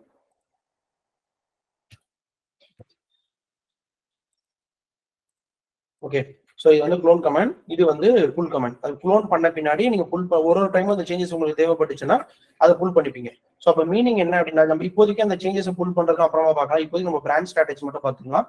நான் இப்போ என்ன பண்ணேன் அப்படின்னா ரிமோட்ல இருக்கிற கோடை இப்போ நான் புஷ் பண்ணி ரிமோட்டுக்கு அனுப்பிட்டேன். அங்கிருந்து எடுக்கிறது எப்படின்னு பார்த்தேன். இப்போ அகைன் நீங்க எந்த பிரான்ச்ல இருக்கீங்கன்னு பாக்குறப்ப இந்த ஜஸ்ட் இப்ப நிறைய பேர் என்ன தப்பு பண்ணுவாங்கன்னா ஜஸ்ட் இதை பாத்துக்கோங்க. இப்ப நான் வந்து என்ன பண்ணிருக்கேன், அந்த கோடை வந்து புல் பண்ணிட்டேன். இப்ப எந்த ஃபோல்டருக்குள்ள இருக்குன்னா டெஸ்ட் கோடுக்குள்ள விட்டுருக்கேன். இப்ப நான் போய் கிட் கமெண்ட் எது கொடுத்தாலும் எனக்கு ஒர்க் ஆகாது. நான் எந்த கிட் கமெண்ட் கொடுத்தாலும் ஒர்க் ஆகுது. நான் என்ன பண்ணணும் அப்படின்னா அந்த ஃபோல்டருக்குள்ள போயிடணும். இப்ப எந்த ப்ராஜெக்ட்குள்ள டெஸ்க்டாப்ல டெஸ்ட் கோடுக்குள்ள ஒரு யூனிட் டெக்னாலஜி ஃபுல்ஸ் இதுக்குள்ள போயிட்டு தான் என்ன பண்ணணும் அப்படின்னா கிட் கமெண்ட்ஸ் யூஸ் பண்ணணும். இதுல வந்து நான் எந்த பிரான்ச்ல இருக்கு அப்படின்னு பார்த்தேன் அப்படின்னா அகைன் அந்த மாஸ்டர் பிரான்ச்ல தான் இருக்கேன். ஓகேவா? ஸோ இது வரைக்கும் கிளியரா இருக்கும்னு நினைக்கிறேன். ஸோ இப்போ என்ன பண்ண போறோம் அப்படின்னா பிரான்ச்சிங் ஸ்ட்ராட்டஜி என்னன்னு பார்க்க போறோம். ஸோ ஃபர்ஸ்ட் பை டிஃபால்ட்டாவே உங்களுக்கு சிஸ்டம் என்ன பிரான்ச் கிரியேட் பண்ண போகுதுன்னா மாஸ்டர் பிரான்ச் தான் கிரியேட் பண்ண போகுது. அது ஒன்லி ரீட் அக்சஸ் தான் இருக்க போது. உனக்கு அதை க்ளோன் பண்ணிட்டு அங்கிருந்து புல் பண்ணிட்டு நீ அங்க இருக்கிற டேட்டா வச்சு தான் ஆன் டாப் ஆஃப் நீ ஒர்க் பண்ண போறேன். இப்போ என்ன பண்றேன், ஜஸ்ட் ரியல் டைமா திங்க் பண்ணி பாருங்க. ஒரு கம்பெனிக்குள்ள நீ ஜாயின் பண்ணிட்டு ஃப்ரண்ட் அண்ட் டீம்ல ஜாயின் பண்ணிருப்பா, back end team, database team ஏதோ ஒரு டீம்ல ஜாயின் பண்ணிட்டோம்னு வச்சுக்கோ. அப்ப என்ன பண்ணுவோம், உன்னோட ஒர்க் வந்து இந்த கோட் அடிக்கிறது மட்டும் தான் இருக்கும்.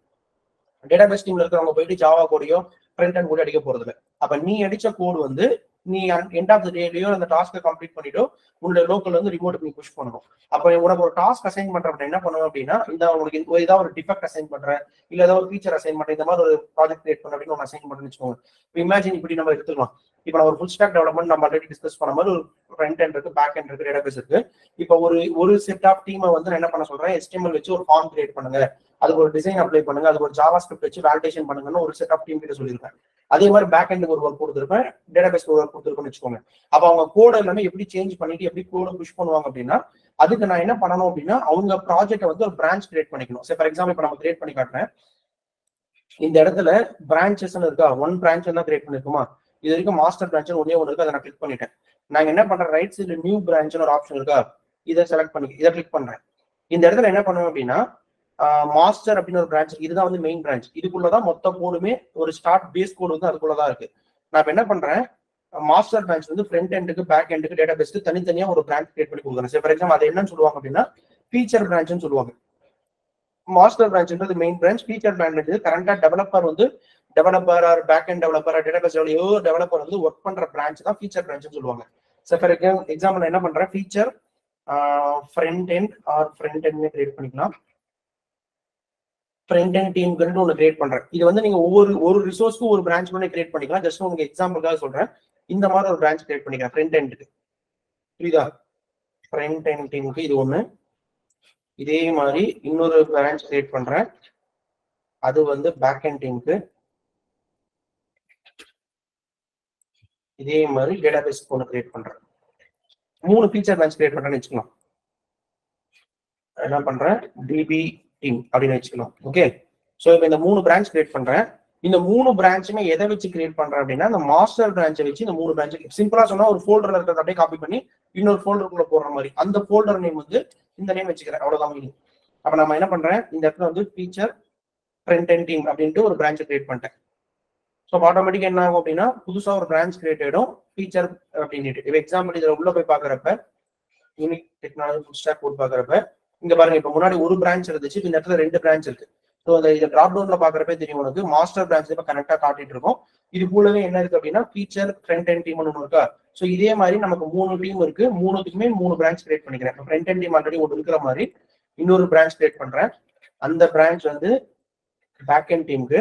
எல்லா பிரான்ச்மே எதை வச்சு கிரியேட் பண்றேன் அப்படின்னா மாஸ்டர் பிரான்ச் வச்சு தான் கிரியேட் பண்றேன். அப்ப create new branch.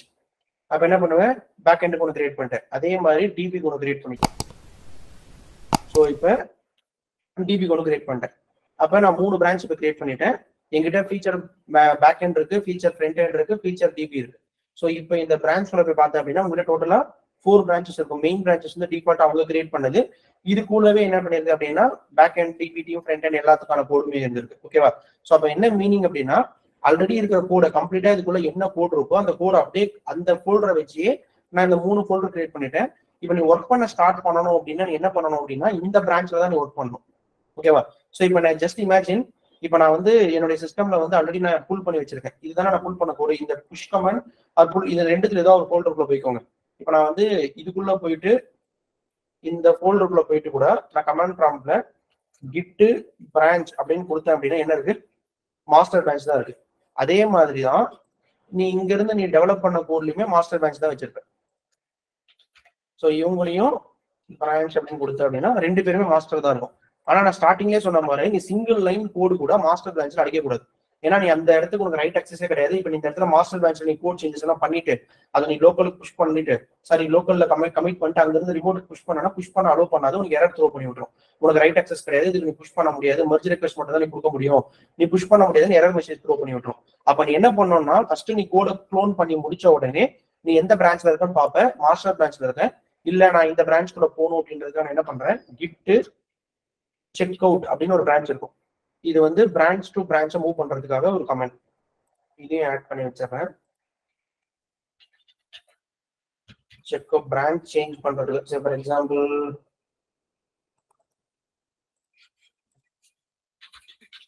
Check out பண்றதுக்கு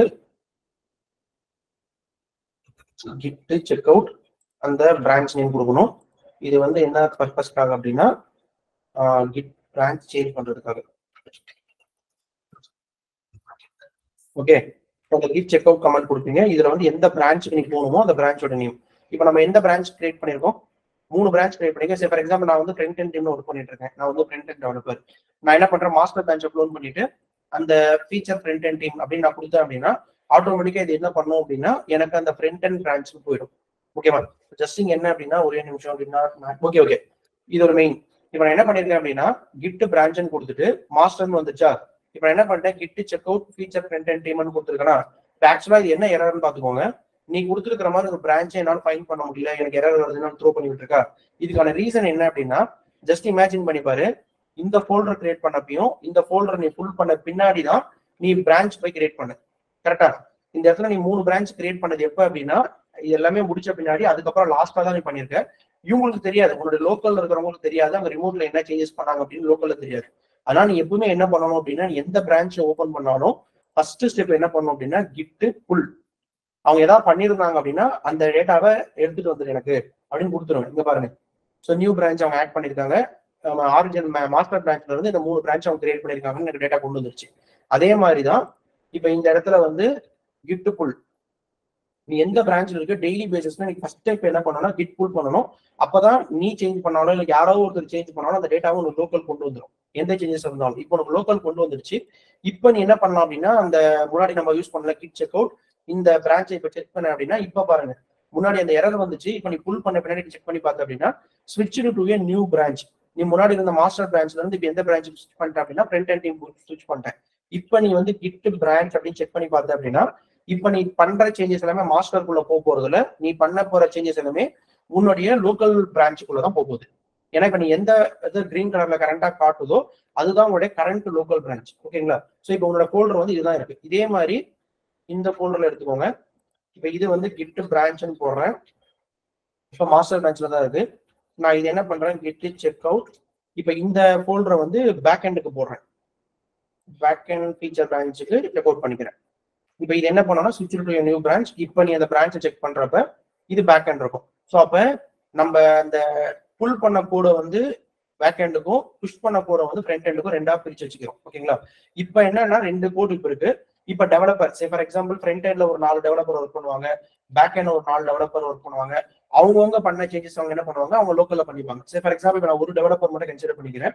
இப்ப என்ன பண்றேன், ஃபர்ஸ்ட் இப்ப இது எல்லாமே க்ளோஸ் பண்ணி கன்ஃபியூஸ் பண்ண வேணாம், எல்லாமே க்ளோஸ் பண்ணிட்டேன். இப்ப 2 ஃபோல்டர் இருக்கு. ஒருத்தர் வந்து பேக் எண்ட்ல ஒர்க் பண்ண போறாங்க, ஒருத்தர் ஃப்ரண்ட் எண்ட்ல ஒர்க் பண்ண போறாங்க. ஃபர்ஸ்ட் நமக்கு வந்து இந்த ஃபோல்டர் எடுத்துக்கிறேன். யூனிட் டெக்னாலஜி ஃபோல்டருக்குள்ள போயிட்டு நம்ம எந்த பிரான்ச்ல இருக்கோம்னு ஃபர்ஸ்ட் பாத்துக்கோங்க. நம்ம எங்க இருக்கோம், ஃப்ரண்ட் எண்ட் டீம்குள்ள இருக்கோம். ஓகேங்களா? இப்போ இந்த இதுல போயிட்டு நான் ஏதாவது ஒரு சேஞ்சஸ் பண்றேன். இப்போ ஃப்ரண்ட் எண்ட்ல போயிட்டு நான் ஏதாவது ஒரு சேஞ்சஸ் பண்றேன். For example test data hello world new content added அப்படின்னு எங்க ஆட் பண்றேன் அப்படின்னா என்னுடைய லோக்கலுக்குள்ள ஆட் பண்றேன். கரெக்டா? என்னுடைய லோக்கல்ல போய் ஆட் பண்றேன். இது வந்து ஒர்க்கிங் டைரக்டரிக்குள்ள இருக்கு. கரெக்டா? இப்போ இதுவே நீ வந்து ரிமோட்ல போய் பார்த்த அப்படின்னா உன்னோட சேஞ்ச் இங்க எதுவுமே இருக்காது. ஃப்ரண்ட் எண்ட் ஆல்ரெடி இருக்கிற சேஞ்சஸ் என்ன, டெஸ்ட் டேட்டா டெக்ஸ்ட்குள்ள போய் பார்த்தேன் அப்படின்னா ஹலோ வேர்ல்டு மட்டும் இருக்கு.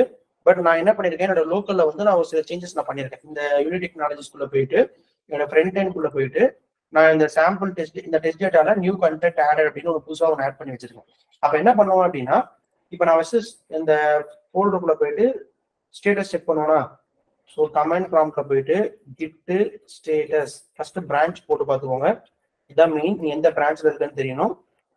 பிரான்ச் கிட் பிரான்ச் நீ வந்து ஃபீச்சர் ஃப்ரண்ட் எண்ட்ல தான் இருக்கு. ஓகே ரெடி டு கோ அப்படின்னு வச்சுக்கோங்க. அதுக்கப்புறம் ஸ்டேட்டஸ் செக் பண்ணணும்.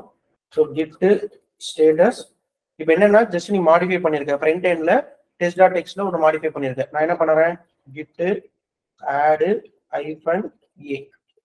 இப்போ என்ன ஆகும், அன்ட்ராக்டு ஃபைல்ல இருந்து இந்த இதுக்கு ட்ராக்கர் ஃபைலுக்குள்ள வரணுமா, அது ஸ்டேஜிங் கொண்டு வந்துட்டு இதுக்குள்ள கொண்டு வரணுமா. அப்ப என்ன பண்ணோம், ஆட் பண்ண பின்னாடி அகைன் நான் ஸ்டேட்டஸ் செக் பண்றேன், எனக்கு வந்து கிரீன் கலர்ல வந்துடும். இப்போ இந்த ஃபைல் நான் என்ன பண்ணணும், கமிட் பண்ணுமா, கிட் கமிட் ஐஃபன் எம். இது வந்து தேர்ட் கமிட்னு வச்சுக்கிறேன். அது ஒரு மெசேஜ் கொடுக்கணும் நீ. இப்போ என்ன ஆகும், என் ஃபைல் வந்து கமிட் பண்ணும். ஸோ அந்த ஸ்பேஸ் கொடுக்க கூடாது, ஐஃபனுக்கும் நீ கொடுக்குற எல்லா கமெண்ட்டுக்குமே ஸ்பேஸ் கொடுக்க கூடாது. இப்போ நீ என்ன பண்ணிட்ட அப்படின்னா அந்த ஃபைலை வந்து சேஞ்ச் பண்ணி கமிட் பண்ணிட்டேன். இந்த கமிட் பண்ண ஃபைல் வந்து உனக்கு இப்போ இங்க வந்திருக்காது. ஏன்னா இது வந்து இப்போ வரைக்கும் உன் லோக்கல்ல தான் இருக்கு, ரிமோட் கொண்டு வரல. நீ என்ன பண்ணும், ரிமோட்டு கொண்டு போகணுமா. ஸோ ரிமோட்டு கொண்டு போறதுக்கு அதுக்கான கமெண்ட் என்ன பாஸ் பண்ணுவேன், கிட் ஆல்ரெடி நீ கொடுத்துருப்ப git commit kit push hyphen u origin மாஸ்டர்னு இருக்கும். இருக்காங்க git push hyphen u origin master இருக்கும். ஆனா இப்போ நான் மாஸ்டருக்கு புஷ் பண்ணக்கூடாது. கரெக்டா? மாஸ்டருக்கு புஷ் பண்ணக்கூடாது. நான் ஆரிஜின் அப்படின்னு கொடுத்தாலே போதும். பை டிஃபால்ட்டா நீ எந்த பிரான்ச்ல இருக்கோ அந்த பிரான்ச்சுக்கு புஷ் ஆயிடும். பட் சேஃபர் சைடுக்கு எப்பவுமே என்ன பண்ணுங்க அப்படின்னா நீ எந்த பிரான்ச்சுக்கு புஷ் பண்ணணும்னு நினைக்கிறியோ அந்த பிரான்ச்சை சூஸ் பண்ணிக்கோங்க. இப்போ நான் வந்து சூஸ் பண்ண வேண்டியது ஃப்ரண்ட் எண்ட் டீம்ல தான் நான் ஒர்க் பண்ணிருக்கேன். அதனால இந்த பிரான்ச்சுக்கு தான் என் கூட மூவ் பண்ண போறேன். பை டிஃபால்ட்டா நான் என்ன பண்றேன், ஆரிஜின் வந்து இந்த பிரான்ச்சுக்கு மூவ் பண்ண சொல்றேன். இப்போ என்டர் அடிச்ச உடனே ஆட்டோமேட்டிக்கா உங்க கோட் என்ன ஆகும் அப்படின்னா உன்னோட பிரான்ச்சுக்கு புஷ் ஆயிடும். ரிமோட் லோக்கல்ல இருந்து ரிமோட்டுக்கு புஷ் ஆயிடும். இப்போ போயிட்டு உங்க ரிமோட்ல வந்து ரெஃப்ரெஷ் பண்ணி பார்த்தா அப்படின்னா நீ என்ன சேஞ்சஸ் பண்ணியோ அந்த சேஞ்சஸ் வந்து இங்க வந்துடும். டெஸ்ட் டேட்டா டெக்ஸ்ட்ல எனக்கு அந்த சேஞ்சஸ் இங்க வரல. ஏன் வரலன்னு உங்களுக்கே தெரியும். நம்ம புஷ் பண்ணது என்ன அப்படின்னா kit push hyphen u origin நம்ம பிரான்ச்சுக்குள்ள புஷ் பண்ணிருக்கோம். எந்த பிரான்ச்சுக்குள்ள, ஃபீச்சர் ஃப்ரண்ட் எண்ட் டீம். நம்ம இருக்கிறது வந்து மாஸ்டர் பிரான்ச்சுக்குள்ள இருக்கும். நம்ம இப்போ எங்க போகணும் அப்படின்னா நம்ம கிட்ட ஃப்ரண்ட் எண்ட் ஃபீச்சர் பிரான்ச்ல இருக்கா, நீங்க மேலே பார்த்தா தெரியும் உங்களுக்கு. So feature front end team had recent pushes 33 seconds ago அப்படின்னு சொல்லிட்டு அவங்களே கம்பேர் அண்ட் புல் ரெக்வஸ்ட் இருக்கு. இது அப்புறமா பாத்தீங்கன்னா இப்போதைக்கு உங்க பிரான்ச்குள்ள போய் பார்த்தேன் அப்படின்னா எங்க இருக்கு, ஃபீச்சர் ஃப்ரண்ட் எண்ட் டீம் தான் உங்க பிரான்ச்சு. இது ஓப்பன் பண்ணி வச்சுக்கோ. இது ஓப்பன் பண்ண உடனே உன்னுடைய ஃப்ரண்ட் எண்ட்குள்ள இங்க பாருங்க தேர்ட் கமிட் நம்ம ரீசெண்டா 1 minute ஏதோ ஒரு கோடை புஷ் பண்ணோமா, இந்த கோடு வந்து எனக்கு உள்ள வந்துருச்சு ஆட்டோமேட்டிக்கா. இதுதான் நம்ம ஆட் பண்ணுது. பட் இதுல என்ன நடக்கும் அப்படின்னா நீ பண்ண சேஞ்சஸ் வந்து உங்களோட ஃபீச்சர் பிரான்ச்ல தான் இருக்கும். கரெக்டா? அதே மாதிரி அவங்கவுங்க பண்ண சேஞ்சஸ் வந்து அவங்கவுங்க ஃபீச்சர் பிரான்ச்குள்ள தான் இருக்கும். இப்போ நீ அந்த அப்ளிகேஷன் ரெபாசிட்டரி ஓபன் பண்ண உடனே அவங்க மேலவே ஒரு ஆப்ஷன் கொடுத்துருக்காங்க, feature front end team at recent push 1 changes அப்படின்ட்டு. ஸோ இதே மாதிரி நம்ம இன்னொன்னு பண்ணிக்கலாம். ஓகே, இப்போ நான் என்ன பண்றேன், இந்த ஃபோல்டர் ஓபன் பண்ணிக்கிறேன். இவங்க பிரான்ச் எந்த இருக்காங்கன்னு செக் பண்ணிக்கிறேன். Comment kit branch. ஸோ இது வந்து பேக் எண்ட் டீம். ஸோ இப்போ இவங்க ஒரு சேஞ்சஸ் வந்து பேக் எண்ட்ல பண்ண போறாங்க வச்சுக்கலாம். ஃபார் எக்ஸாம்பிள் இதுல வந்து பேக் எண்ட்ல வந்து நான் ஏதாவது ஒரு டேட்டாவை ஆட் பண்றேன். கமெண்ட் ஆட் இந்த மாதிரி ஒரு டேட்டாவை ஆட் பண்ணிட்டேன். ஓகேவா? ஸோ இப்போ நெக்ஸ்ட் ஸ்டெப் என்ன பண்ணுங்க உங்களுக்கு தெரியும். ஃபர்ஸ்ட் போய் ஸ்டேட்டஸ் பார்ப்பீங்க. கிட் பிரான்ச் பார்த்துருவேன். அதுக்கப்புறம் கிட் ஸ்டேட்டஸ் ஒரு ஃபைலை மாடிஃபை பண்ணியிருக்கேன். கிட் ஆடு -a அந்த ஃபைலை ஆட் பண்ணிட்டேன். இப்போ ஸ்டேட்டஸ் செக் பண்றப்ப அது கிரீன் கலர்ல இருக்கும். இப்போ கிட் கமிட் -m ஒரு கமெண்ட் ஆட் பண்ண போறேன். 4th கமெண்ட் கமிட் ஆயிடுச்சு. இப்போ நான் என்ன பண்ணணும், புஷ் பண்ணணும். Git push -u origin. இவன் எந்த பிரான்ச்குள்ள புஷ் பண்ணணும் அப்படின்னா இந்த ஃபீச்சர் பேக் எண்டுக்கு புஷ் பண்ணணும். ஓகேவா? இதை புஷ் பண்ண உடனே என்னோட லோக்கல்ல இருந்து ஃபீச்சர் பேக் எண்ட் புஷ் ஆயிடும். இப்போ நீ வந்து செக் பண்ணி பார்த்த அப்படின்னா உன்னுடைய ஃபுல் ஸ்டாக்ல பாக்குறப்ப இங்க பார்த்த அப்படின்னா 2 காட்டுது பாருங்க. ஸோ ஒன்னு வந்து பேக் எண்ட்ல இருந்து ஒருத்தர் புஷ் பண்ணிருக்காங்க, இன்னொருத்தர் ஃப்ரண்ட் எண்ட்ல இருந்து புஷ் பண்ணிருக்காங்க. பட் இவங்க 2 பேருமே ஏன் இந்த மெசேஜ் இங்க காட்டியிருக்காங்க அப்படின்னா, இப்ப வந்து நீ ஒரு மாஸ்டர் பிரான்ச்ல இருந்து நிறைய ஃபீச்சர் பிரான்ச் கிரியேட் பண்ணிருக்க. கரெக்டா? அப்ப உன்னோட சேஞ்சஸ் வந்து உன்னோட ஃபீச்சர் பிரான்ச்ல இருக்கும். அந்த கோடு வந்து நீ மாஸ்டர் கிட்ட போய் சிங்க் பண்ணணும். ஏன்னா மாஸ்டர் அப்படின்றது மெயின் பிரான்ச். நீ இந்த 2 சேஞ்சஸுமே அந்தந்த ஃபீச்சர் ஃப்ரண்ட் எண்ட்ல இருக்கிறது பேக் எண்ட்ல கிடையாது, பேக் எண்ட்ல இருக்கிறது ஃப்ரண்ட் எண்ட் கிடையாது. இவங்க 2 பேரோட சேஞ்சஸுமே யார்கிட்ட கிடையாது, மாஸ்டர்ல கிடையாது. கரெக்டா? அப்ப ஜஸ்ட் நீ ஒரு கம்பெனிக்குள்ள போற, ஒரு கம்பெனிக்குள்ள ஒரு ப்ராஜெக்ட் ஒர்க் பண்ற அப்படின்னா உன் டீம்ல நீ பண்ண சேஞ்சஸ், இப்ப நீ இந்த கோடை வந்து உன் லோக்கல்ல எடுத்து நீ ஒர்க் பண்ற, அந்த கோடை டெஸ்ட் பண்ணி பார்க்க போற. நீ ஏதாவது சேஞ்சஸை ஃபிக்ஸ் பண்ணிட்டு அந்த கோடை டெஸ்ட் பண்ணி பார்த்துட்டு அந்த கோட் ஃபிக்ஸை வந்து என்ன பண்ணும் அப்படின்னா உன்னுடைய லோக்கல் ரெபாசிட்டரியில இருந்து ரிமோட்டுக்கு புஷ் பண்ணணும்னு வச்சுக்கோ. நீ லோக்கல்ல என்ன பண்ண, நார்மலா ஒரு டெவலப்பர் என்ன பண்ணுவீங்க, ஏதாவது ஒரு சேஞ்சஸை வந்து உங்க லோக்கல்ல ஃபிக்ஸ் பண்ணி விட்டுருவீங்க. ஃபிக்ஸ் பண்ணிட்டு அந்த கோடை வந்து ஒர்க் ஆகதான் செக் பண்ணுவீங்க. நம்ம உண்மையாவே நம்ம கோட் பண்ண ஃபங்க்ஷனாலிட்டி ஒர்க் ஆகுதான்னு ஃபிக்ஸ் பண்ணி செக் பண்ணி பார்த்துப்பீங்க. ஓகே, அந்த கோடு வந்து கம்ப்ளீட்டா ஒர்க் ஆகுது, எந்த இஷ்யூமே இல்லை அப்படின்னா நெக்ஸ்ட் ஸ்டெப் என்ன பண்ணுவீங்க, அந்த கோடை வந்து உங்க லோக்கல்ல நீங்க டெஸ்ட் பண்ணி பார்த்த பின்னாடி உங்க லோக்கல்ல வந்து ரிமோட்டுக்கு புஷ் பண்ணி விடுவீங்க. ரிமோட்ல இருக்கிற கோடை என்ன பண்ணுவாங்க அப்படின்னா சர்வர்ல டெப்ளாய் பண்றதுக்கு அதை நம்ம நெக்ஸ்ட் ஸ்டெப் என்னன்னு பார்க்கலாம். ஸோ இங்க இருக்கிற கோடை இங்க எடுத்துட்டு போறதுக்கு முன்னாடி ஃபர்ஸ்ட் நீங்க டெஸ்ட் பண்ணி பார்த்துட்டு தான் போவீங்க. கரெக்டா? இப்ப இந்த டீம்ல ஒர்க் பண்ண சேஞ்சஸ்க்கான ஜார் இருக்கு. அதான் இமேஜின். இப்ப எக்ஸாம்பிள் இந்த ஜாரை வந்து நீங்க டெப்ளாய் பண்ணிருப்பீங்க, கோடு போயிருக்கும். அதே மாதிரி இவங்க ஃபீச்சர் பேக் எண்ட்ல ஒர்க் பண்ணவங்களும் அவங்க லோக்கல்ல செக் பண்ணி பார்ப்பாங்க அவங்க பண்ண சேஞ்சஸ். லோக்கல்ல ஒர்க் ஆன பின்னாடி அதை எடுத்துட்டு போயிட்டு ரிமோட்ல புஷ் பண்ணி விட்டுருவாங்க. ஒவ்வொரு டீமும் அந்த மாதிரி பண்ணிட்டு இருப்பாங்க. ஓகேவா? ஸோ இப்போ இந்த இடத்துல என்ன ப்ராப்ளம் அக்கர் ஆகும் அப்படின்னா, இமேஜின் இப்போ ஃப்ரண்ட் எண்ட்லவே 2 டிஃபரெண்ட் பிரான்ச்சஸ் இருக்குன்னு வச்சுக்கோங்க. இமேஜின் இப்போ நம்ம என்ன கிரியேட் பண்ணிருக்கோம், 1 தான் கிரியேட் பண்ணிருக்கோம். இப்போ என்ன பண்றேன், 2ஆ கிரியேட் பண்றேன். ஃப்ரண்ட் எண்ட் டீம் டிசைனுக்குன்னு ஒரு டீம் ஒரு பிரான்ச்சை கிரியேட் பண்ணிருக்கோம்னு வச்சுக்கலாம். அதே மாதிரி வேலிடேஷனுக்கு ஒரு பிரான்ச்சை கிரியேட் பண்ணிருக்கேன். இப்போ 2 டீம் இருக்காங்க வச்சுக்கலாம். இப்போ இவங்க 2 பேர் இருக்காங்க. இந்த டீம்ல 2 பேர் ஒர்க் பண்ண போறாங்க, 2 டெவலப்பர்ஸ் ஒர்க் பண்ண போறாங்க. இந்த டீம்ல 2 டெவலப்பர்ஸ் ஒர்க் பண்ண போறாங்க. ஓகே, இப்ப இந்த பிரான்ச்ல நீ என்ன பண்ணிருப்ப, நீயும் இன்னொருத்தரும் 2 பேரும் வேற வேற சிஸ்டம்ல அந்த கோடை புல் பண்ணிட்டு ஒர்க் பண்ணிட்டு அன்னைக்கு எண்ட் ஆஃப் தி டேல அந்த கோடை புஷ் பண்ணீங்க அப்படின்னா இந்த பிரான்ச்குள்ள வந்துடும். கரெக்டா? அதே மாதிரி இவங்க பண்ண சேஞ்சஸை புஷ் பண்ணாங்க அப்படின்னா இந்த பிரான்ச்குள்ள போயிடும். இவங்க 2 பேரோட சேஞ்சஸுமே நான் எங்க புஷ் பண்ணணும், மாஸ்டர் பிரான்ச்ல தான் புஷ் பண்ணணும். பட் மாஸ்டர் பிரான்ச்ல புஷ் பண்ணக்கூடாது. எடுத்த உடனே நீங்க ப்ராப்பரா டெஸ்ட் பண்ணாம புஷ் பண்ணக்கூடாது. நார்மலா டெவலப்மெண்ட் லைஃப் சைக்கிள் எப்படி இருக்கும் அப்படின்னா, டெவலப்மெண்ட் ஸ்டேஜ் ஒன்று இருக்கும், அதுக்கப்புறம் டெஸ்டிங் ஸ்டேஜ் ஒன்று இருக்கும், அதுக்கப்புறமா தான் ப்ரொடக்ஷனுக்கு டெப்ளாய் பண்ணுவாங்க. ஓகேவா? இந்த மாதிரி இருக்குன்னு வச்சுக்கோங்க. டெவலப்மெண்ட் ஸ்டேஜ் அப்படின்றது உங்களோட டெவ் ரீஜன். நீங்க வந்து ஒரு லோக்கல் ஹோஸ்ட், இப்போ எக்ஸாம்பிள் உங்க அப்ளிகேஷன் கூட நீங்க டெவலப் பண்ணிட்டு அதை ஒரு சர்வர்ல டெப்ளாய் பண்ணீங்கன்னா உங்களுக்கு வந்துட்டு ஒரு URL ஃப்ரேம் ஆயிடும். ஃபார் எக்ஸாம்பிள் http://localhost:8080 சம்திங் இந்த மாதிரி ஏதாவது ஒரு URL ஃப்ரேம் இருக்குன்னு வச்சுக்கோங்க. இது வந்து டெவலப்மெண்ட் ஸ்டேஜ். இது வந்து உங்க லோக்கல்ல டெஸ்ட் பண்ணி பார்த்துட்டீங்க, அதுக்கப்புறம் உங்க கோட மூவ் பண்ணும். டெஸ்டிங் என்வரான்மெண்ட் வந்து ஒவ்வொரு கம்பெனில ஒவ்வொரு என்வரான்மெண்ட் வச்சிருப்பாங்க. ஃபார் எக்ஸாம்பிள் ஒரு சில கம்பெனில QA இருக்கும், ஒரு சில கம்பெனில QA UAT ரெண்டுமே இருக்கும், ஒரு சில கம்பெனில QA UAT XAT இந்த மாதிரி நிறைய ரீஜன்ஸ் இருக்கும். ஜஸ்ட் நம்ம இப்போதைக்கு 2 எக்ஸாம்பிள் மட்டும் எடுத்துக்கலாம். டெஸ்டிங் ரீஜன்ல 2 URL இருக்கு, 2 சர்வர் இருக்குன்னு வச்சுக்கோங்க. QA அப்படின்னு ஒரு என்வரான்மெண்ட்டும் UAT அப்படின்னு ஒரு என்வரான்மெண்ட் இருக்கு. QA அப்படின்னா குவாலிட்டி அஷூரன்ஸ், UAT அப்படின்னா யூசர் அக்செப்டன்ஸ் டெஸ்ட் அப்படின்னு சொல்லுவாங்க. சிம்பிளா இதோட மீனிங் என்ன அப்படின்னா, நீங்க டெவலப் பண்ண கோடு நீங்க செக் பண்ணி பாக்குறீங்க, ஒர்க் ஆகுது, உங்க சிஸ்டம்ல ஒர்க் ஆகுது. அதே கோடை நான் டெஸ்டிங் டீமுக்கு அனுப்பணும்.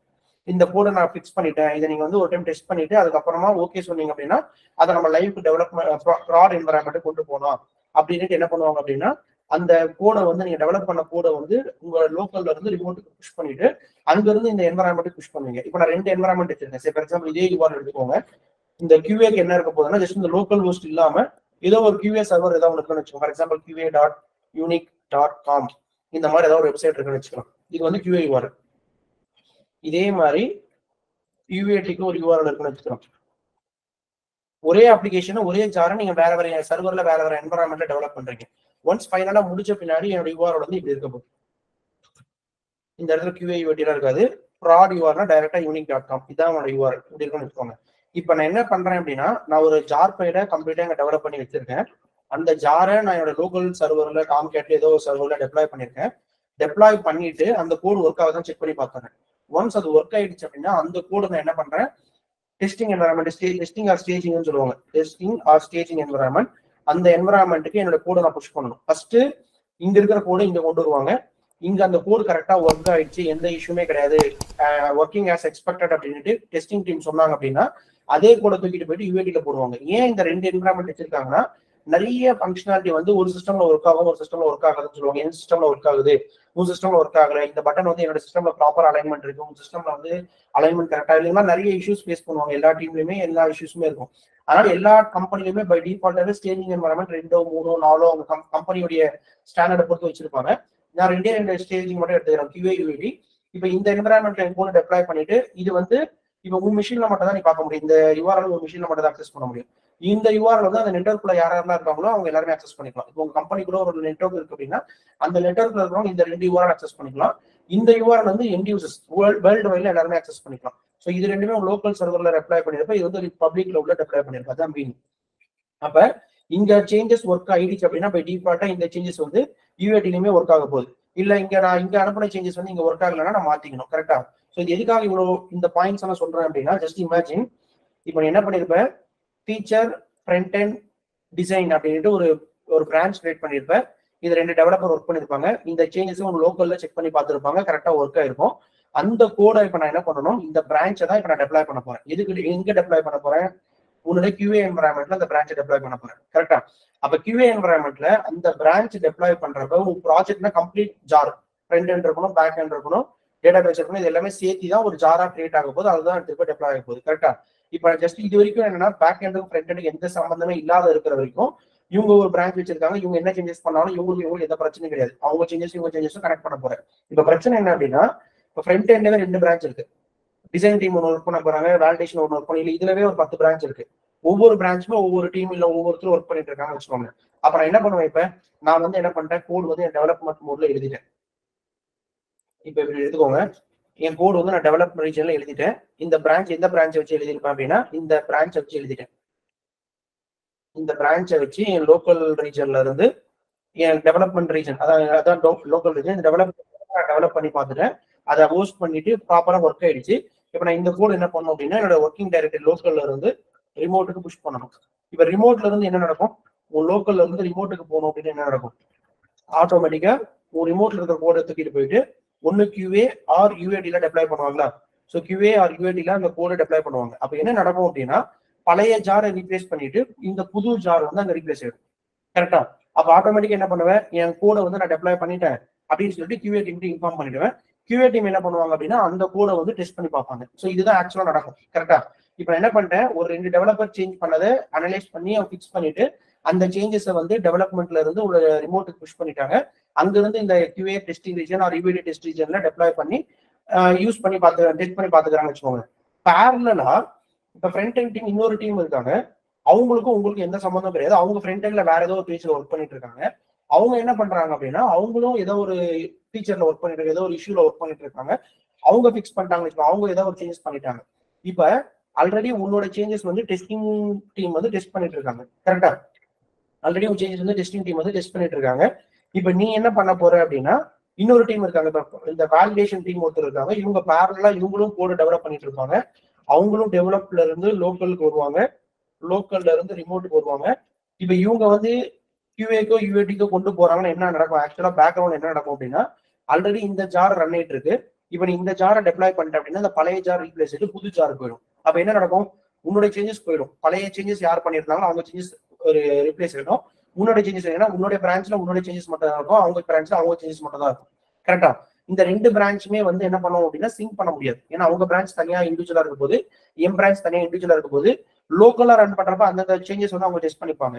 QA உடைய வேலை என்ன அப்படின்னா, உன்னோட சேஞ்சஸும் இருக்கணும், அவங்களுடைய சேஞ்சஸ் இருக்கணும், பழைய சேஞ்சஸ் ஓவர் ரைட் ஆகக்கூடாது, அந்த சேஞ்சஸ் போகக்கூடாது. இப்போ அந்த ரீசனுக்காக என்ன பண்ணுவாங்க அப்படின்னா, இப்போ இந்த மாதிரி சினாரியோட இஷ்யூ ரிசால்வ் பண்றதுக்காக தான் டெவலப் பிரான்ச் அப்படின்ட்டு ஒரு பிரான்ச் உள்ள கொண்டு வருவாங்க. டெவலப் அப்படின்னு ஒரு பிரான்ச், இது எல்லாமே நம்ம வைக்கிற நேம் தான். எல்லா கம்பெனியுமே ஸ்டாண்டர்டா இந்த மாதிரி ஒரு நேம் ஃபாலோ பண்ணுவாங்க வச்சுக்கோங்க. ஸோ டெவலப் அப்படின்னு ஒரு பிரான்ச் இருக்கும். இந்த பிரான்ச்சை ஒன்று கொண்டு வருவாங்க. இந்த பிரான்ச்சோட யூசேஜ் என்ன பண்ணுவாங்க அப்படின்னா, இதுவும் எப்படி கிரியேட் பண்ணுவாங்கன்னா மாஸ்டர் பிரான்ச் வச்சு தான் கிரியேட் பண்ணுவாங்க. இது வரைக்கும் அண்டர்ஸ்டாண்ட் ஆயிருக்கும்னு நினைக்கிறேன்.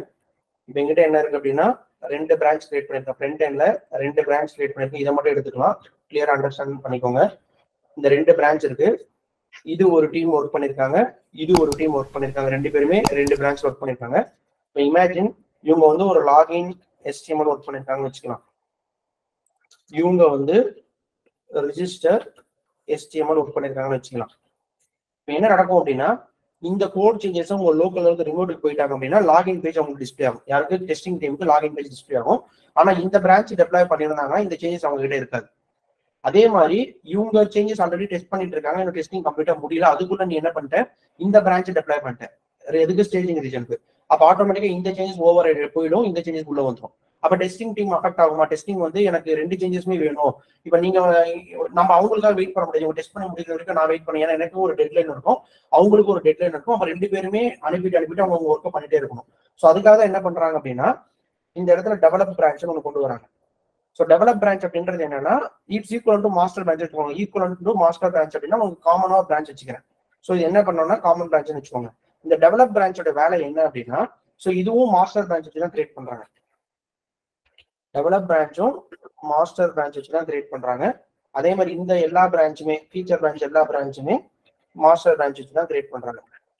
ஓகேவா? அது மாதிரி நான் வச்சுக்கோங்க, மாஸ்டர் பிரான்ச். ஓகே, இப்போ இந்த டெவலப் பிரான்ச் நான் கிரியேட் பண்ணிட்டேன். கிரியேட் பண்ணிட்டு நான் இப்போ என்ன பண்றேன் அப்படின்னா, இந்த பிரான்ச்சஸ்ல இருக்கிற சேஞ்சஸும் இந்த பிரான்ச்சஸ்ல இருக்கிற சேஞ்சஸும் நான் இதுக்கு அனுப்பணும். இதுக்கு அனுப்பிட்டு இவங்க தான் டெப்ளாய் பண்ணுவாங்க.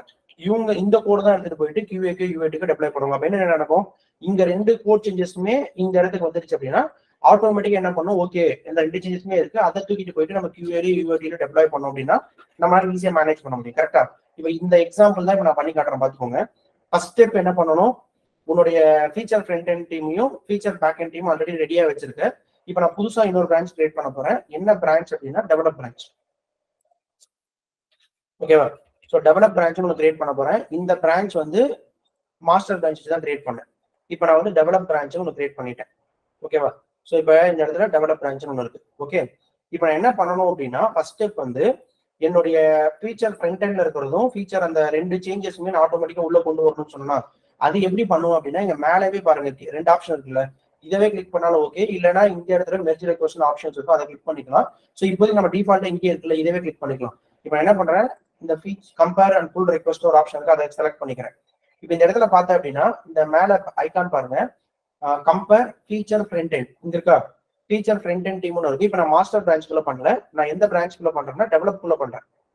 இங்க வந்து பேஸ் வந்து டெவலப், பேஸ்னா உன்னோட மெயின் பிரான்ச், இதான் உன்னோட மெயின் பிரான்ச். நீ கரெக்டா ஒர்க் பண்ணிட்டு இருக்கிறது வந்து ஃபீச்சர் பிரான்ச். ஓகேவா? ஸோ இந்த இடத்துல என்ன பண்ணிருக்கேன் அப்படின்னு பாத்துக்கோங்க. இந்த ரைட் சைடுல வந்து ஏபிள் டு மெர்ஜ்னு இருக்கா, இது என்னன்னு சொல்றேன், these branches can be automatically merge அப்படின்னு ஒரு ஆப்ஷன் இருக்கும். இதை நான் எக்ஸ்பிளைன் பண்றேன் என்ன அப்படின்ட்டு. இப்போதைக்கு நம்ம என்ன பண்றோம் அப்படின்னா, நம்மளுடைய ஃபீச்சர் பிரான்ச்ல இருக்கிறத தூக்கிட்டு போயிட்டு டெவலப் பிரான்ச்சுக்கு மெர்ஜ் பண்றோம். நம்ம கமிட்டோ புஷோ எதுவுமே பண்ணல, டைரக்டா இங்க இருக்கிற ஃபோல்டர்ல இருக்கிற டேட்டாவை அங்க காப்பி பண்ண சொல்றேன். அந்த ஆரோ மார்க் பாத்தீங்கன்னா தெரியும் உங்களுக்கு, ரைட் சைட்ல இருந்து லெஃப்ட் சைடுக்கு போகுது. அப்ப இங்க என்ன நடக்கும் அப்படின்னா, உங்களோட ஃபீச்சர் பிரான்ச் வந்து டெவலப் போகுது எங்க ஃப்ரண்ட் எண்ட் டீமுக்கு. இப்போ ஜஸ்ட் இங்க என்ன அப்படின்னா மெர்ஜ், ஜஸ்ட் ஏதாவது ஒரு கமிட் மெசேஜ் கொடுத்துருவோம், மெர்ஜ் வந்து ஃப்ரண்ட் எண்ட் டு டெவலப் அப்படின்னு நான் கொடுத்துட்டேன். ஓகே, இப்போ இந்த பிரான்ச் இது கமிட் மெசேஜ் மட்டும் கொடுத்துட்டு இங்க கிரியேட் புல் ரெக்வெஸ்ட் கொடுத்த உடனே இது ஆட்டோமேட்டிக்கா என்ன பண்ணும் அப்படின்னா, அந்த செக்கிங் ஃபார் எபிலிட்டி இது இருக்கு பாத்தீங்களா, இந்த பிரான்ச் வந்து எந்த கான்ஃபிளிக்ட்டுமே கிடையாது, நான் ஒன்னு வந்து இந்த பிரான்ச்சை கமிட் பண்ணு சொல்லி இந்த எரர் இந்த மெசேஜ் மட்டும் நோட் பண்ணி வச்சுக்கோங்க. நான் இதுக்கான டெஃபினேஷன் உங்களுக்கு எக்ஸ்பிளைன் பண்றேன் என்ன நடக்கும் அப்படின்ட்டு. இது மட்டும் நான் எக்ஸ்பிளைன் பண்றேன் உங்களுக்கு. இப்போதைக்கு நான் என்ன பண்ணேன், உன்னுடைய ஃபீச்சர் பிரான்ச்ல இருந்து உன்னுடைய டெவலப் பிரான்ச்சுக்கு ஒரு மெர்ஜ் ரெக்வெஸ்ட் புல் பண்ணிட்டு இந்த மெர்ஜ் புல் ரெக்வெஸ்ட் அப்படின்னு கிளிக் பண்ணிக்கோங்க. அதுக்கப்புறம் கன்ஃபார்ம் மெர்ஜ். இது எல்லாமே வந்து நீ ஒரு கம்பெனிக்குள்ள போறேன்னா உனக்கு லீட் பண்ணுவாங்க. நீ பண்ண மாட்டேன், ஜஸ்ட் நீ ரெக்வெஸ்ட் மட்டும் தான் ரைஸ் பண்ணுவேன், அவங்க உனக்கு மெர்ஜ் பண்ணி கொடுத்துருவாங்க. இப்போ ஆக்சுவலா இங்க என்ன நடந்திருக்கும் அப்படின்னா, உன்னுடைய டெவலப் பிரான்ச் இப்ப ஃப்ரண்ட் எண்ட்ல இருக்கிற சேஞ்சஸ் எல்லாமே டெவலப்ல வந்துருச்சு. கரெக்டா? இப்ப அதே மாதிரி பேக் எண்ட்ல இருக்கிற சேஞ்சஸ் இப்ப ஃப்ரண்ட் எண்ட்ல இருக்கிறது எல்லாமே டெவலப்க்கு வந்துருச்சா. இப்ப இவங்க என்ன சொல்லுவாங்க, டெவலப்ல இருக்கிறது மாஸ்டர் கொண்டு போக சொல்லுவாங்க. இது நம்ம கொண்டு போக கூடாது இப்போதைக்கு. ஓகேவா? இப்ப அதே மாதிரி பேக் எண்ட்ல இருக்கிறதையும் நம்ம எங்க கொண்டு போகணும், டெவலப் கொண்டு போகணும். அப்ப அகைன் என்ன பண்ணுங்க, இங்க டெவலப் மாத்திக்கோங்க. டெவலப் மாத்திட்டு இந்த இடத்துல பேக் எண்ட் இருக்கும். அகைன் நீங்க என்ன பண்ற, பேக் எண்ட் டு டெவலப் பிரான்ச்சுக்கு அனுப்புறேன். கிரியேட் ஃபுல் இருக்கு. டிஸ்கிரிப்ஷன் ஏதாவது ஆட் பண்றதா நீங்க ஆட் பண்ணிக்கோங்க, பிரச்சனை இல்லை. இதுவும் என்ன பண்ணுது அப்படின்னா, மெர்ஜ் வந்து ஆட்டோமேட்டிக்கா பண்ண முடியுமா இல்லையான்னு செக் பண்ணுது. ஸோ மெர்ஜ் ஆட்டோமேட்டிக்கா பண்ண முடிஞ்சிச்சு அப்படின்னா கிட்டே நம்மளுக்கு பண்ணி கொடுத்துரும். பண்ண முடியல நம்ம தான் மேனுவலா பண்ற மாதிரி இருக்கும். இப்போ நான் வந்து merge full request and confirm merge.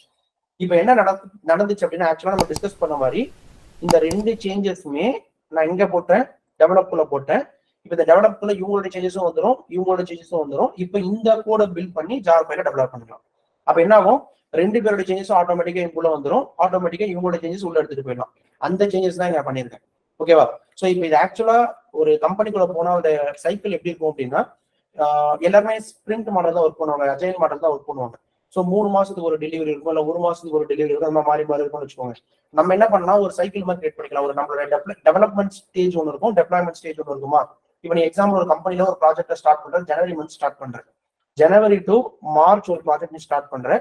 மார்ச்ல அந்த ப்ராஜெக்ட் வந்து டெலிவரி ஆயிருக்கணும், எங்க லைவுக்கு போயிருக்கணும். அதுக்கப்புறம் மறுபடியும் என்ன பண்ணுவேன், ஏப்ரல்ல ஒரு ஒர்க் ஸ்டார்ட் பண்ணுவேன். ஏப்ரல், ஜனவரி, பிப்ரவரி, மார்ச், ஏப்ரல், மே, ஜூன். ஜூன்ல வந்து உன்னோட கோடு நீ டெப்ளாய் பண்ணணும் எங்க, ப்ரொடக்ஷனுக்கு.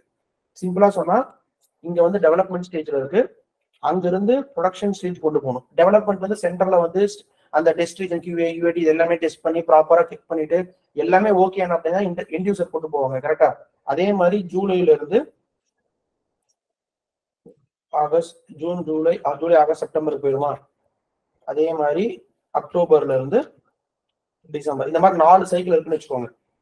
எதுக்காக இது போடுறேன் அப்படின்னா, இப்ப நீ ஒரு ப்ராஜெக்ட், ஒரு கம்பெனிக்குள்ள போற, ஒரு ப்ராஜெக்ட் ஒர்க் பண்ற அப்படின்னா அவங்க கண்டிப்பா மாஸ்டர் பிரான்ச் வச்சிருப்பாங்க. மாஸ்டர் பிரான்ச்ல இருந்து நிறைய ஃபீச்சர் பிரான்ச், நிறைய ஒரு 100, 150, 200 பிரான்ச்சஸ் இருக்கும் உங்க கம்பெனிக்குள்ள. அதெல்லாம் உங்களுக்கு தெரிய தேவையில்லை. மாஸ்டர் பிரான்ச் ஒன்று இருக்கு. உன் டீமுக்குள்ள நீ எந்த பிரான்ச்ல ஒர்க் பண்ணமோ அந்த ஃபீச்சர் பிரான்ச் கூட கொடுத்துருவாங்க. ஓகேவா? இப்போ என்னோட ஃபீச்சர் பிரான்ச் ஆல்ரெடி நான் கிரியேட் பண்ணி வச்சிருக்கேன்.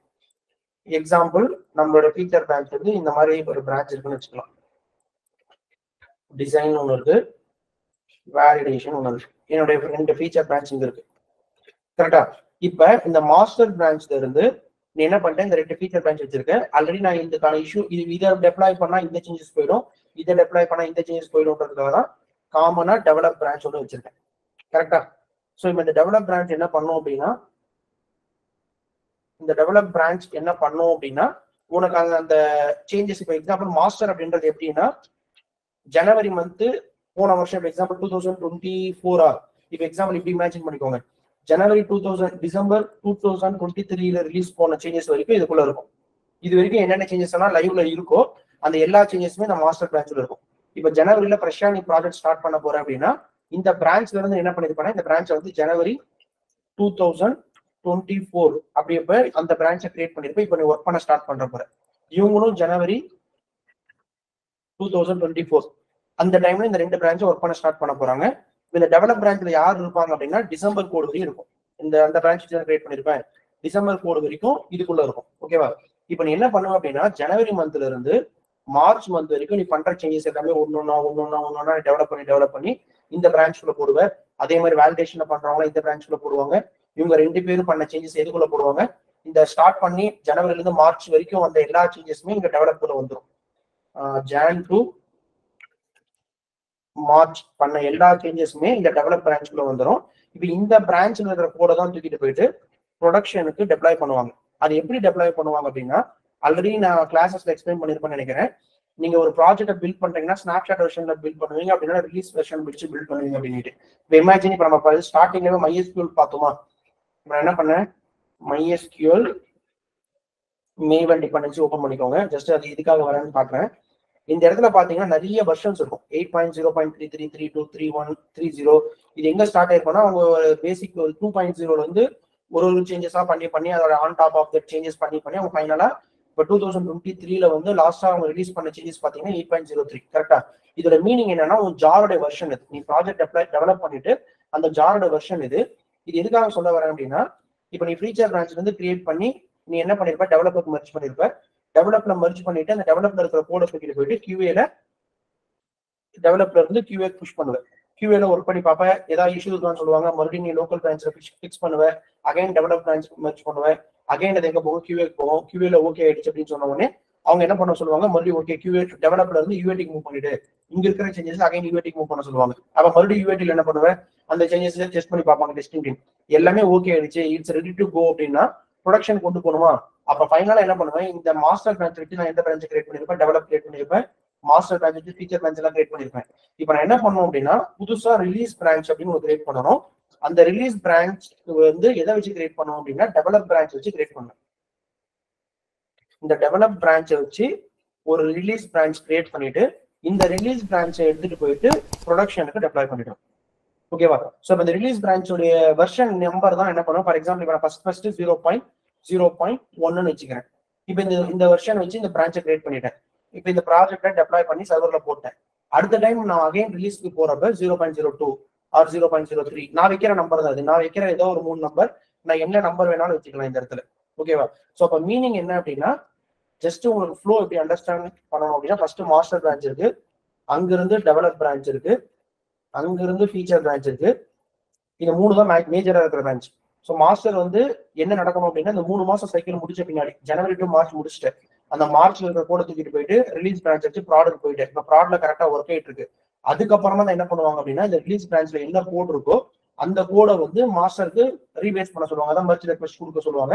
இங்க இருக்கிற சேஞ்சஸ் எல்லாமே ஆட்டோமேட்டிக்கா என்ன வரும்னா மாஸ்டருக்குள்ள வந்துடும். எப்போ வரும், இந்த ஜனவரி டு மார்ச் முடிச்ச பின்னாடி இந்த மார்ச் எண்டு ப்ரொடக்ஷன் போன பின்னாடி அந்த மார்ச் 2024ல இந்த ரிலீஸ் பிரான்ச்ல என்ன கோட் சேஞ்சஸ் எல்லாம் இருந்துச்சு எல்லாமே இங்க மாஸ்டருக்குள்ள வந்துடும்.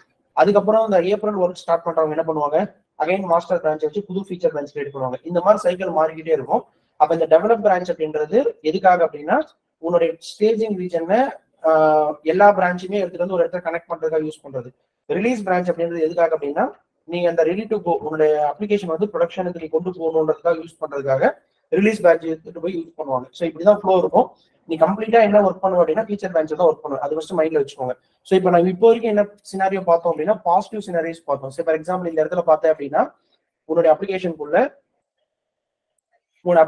நீ என்ன பண்ணிருப்ப அப்படின்னா ஒரு பிரான்ச் கிரியேட் பண்ணிட்டு நம்ம வந்து இந்த பிரான்ச்சஸ்ல வந்து கம்ப்ளீட் பண்றது எல்லாமே பார்த்துட்டு வந்து உனக்கு வந்து இந்த டெவலப் பிரான்ச்சஸ் மட்டும் இப்போ எக்ஸாம்பிள் இப்படி எடுத்துக்கோ. இப்போ நான் வந்து என்னோட சேஞ்சஸ் வந்து எதுல இருக்கு, டெவலப்புக்கு போயிடுச்சு, மற்ற ஃபீச்சர் பிரான்ச் எல்லாமே அப் டு டேட்டா இருக்கா. இப்போ என்ன பண்றேன், அதே கம்பேர் புல் ரெக்வெஸ்ட் கொடுத்துட்டு இந்த இடத்துல வந்து டெவலப்ல வந்து மாஸ்டர் கொடுக்குறேன். இப்போ நான் வந்து இப்போ ப்ரொடக்ஷன் கொண்டு போறேன், ப்ரொடக்ஷன் கொண்டு போயாச்சு, டெவலப் பிரான்ச்ல இருக்கிறது ரிலீஸ் பிரான்ச் கொண்டு போயிடுச்சு, ரெடியா இருக்கு அப்படின்றப்ப இப்போ நான் மாஸ்டர் கொண்டு போறேன். So develop to master. இப்போ இந்த பிரான்ச்சை வச்சு நெக்ஸ்ட் ரிலீஸ்க்கு ஒர்க் பண்ணுவாங்க. ஸோ இதுவும் பார்த்தேன் அப்படின்னா checking for availability for auto மெர்ஜ்னு வருது. அப்போ மீனிங் என்ன அப்படின்னா உன்னுடைய சேஞ்சஸ் ஏதாவது கான்ஃபிளிக்ட் இருக்கான்னு செக் பண்ணுறது. நான் எக்ஸ்பிளைன் பண்றேன் என்ன அப்படின்ட்டு. ஸோ இப்போ நான் வந்து மர்ஜ் பண்ணிட்டேன். இப்போ மாஸ்டர் பிரான்ச்ல நீ பண்ண எல்லா சேஞ்சஸுமே மாஸ்டர் பிரான்ச்ல வந்துடும். ஓகேவா? ஸோ இப்போ மாஸ்டர் பிரான்ச் வந்து அப் டு டேட்டடா இருக்கு. இப்போ இந்த மாஸ்டர் பிரான்ச்ல இருந்து தான் நீ எல்லா சேஞ்சஸுமே மறுபடியும் வேற பிரான்ச்சை எடுத்து செக் பண்ணிப்பாங்க. ஸோ இதான் மெயின் கான்செப்ட்.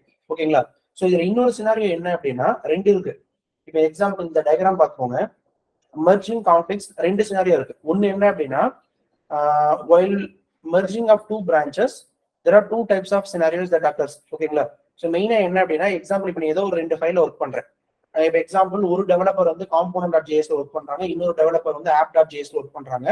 இப்போ நான் சேஞ்ச் பண்ண ஃபைலும் நீ சேஞ்ச் பண்ண ஃபைலும் எந்த சம்மந்தம் கிடையாது. நீ ஏதோ ஒரு ஃபைல ஒர்க் பண்ணிருக்க, நான் ஏதோ ஒரு ஃபைல ஒர்க் பண்ணிருக்கேன்.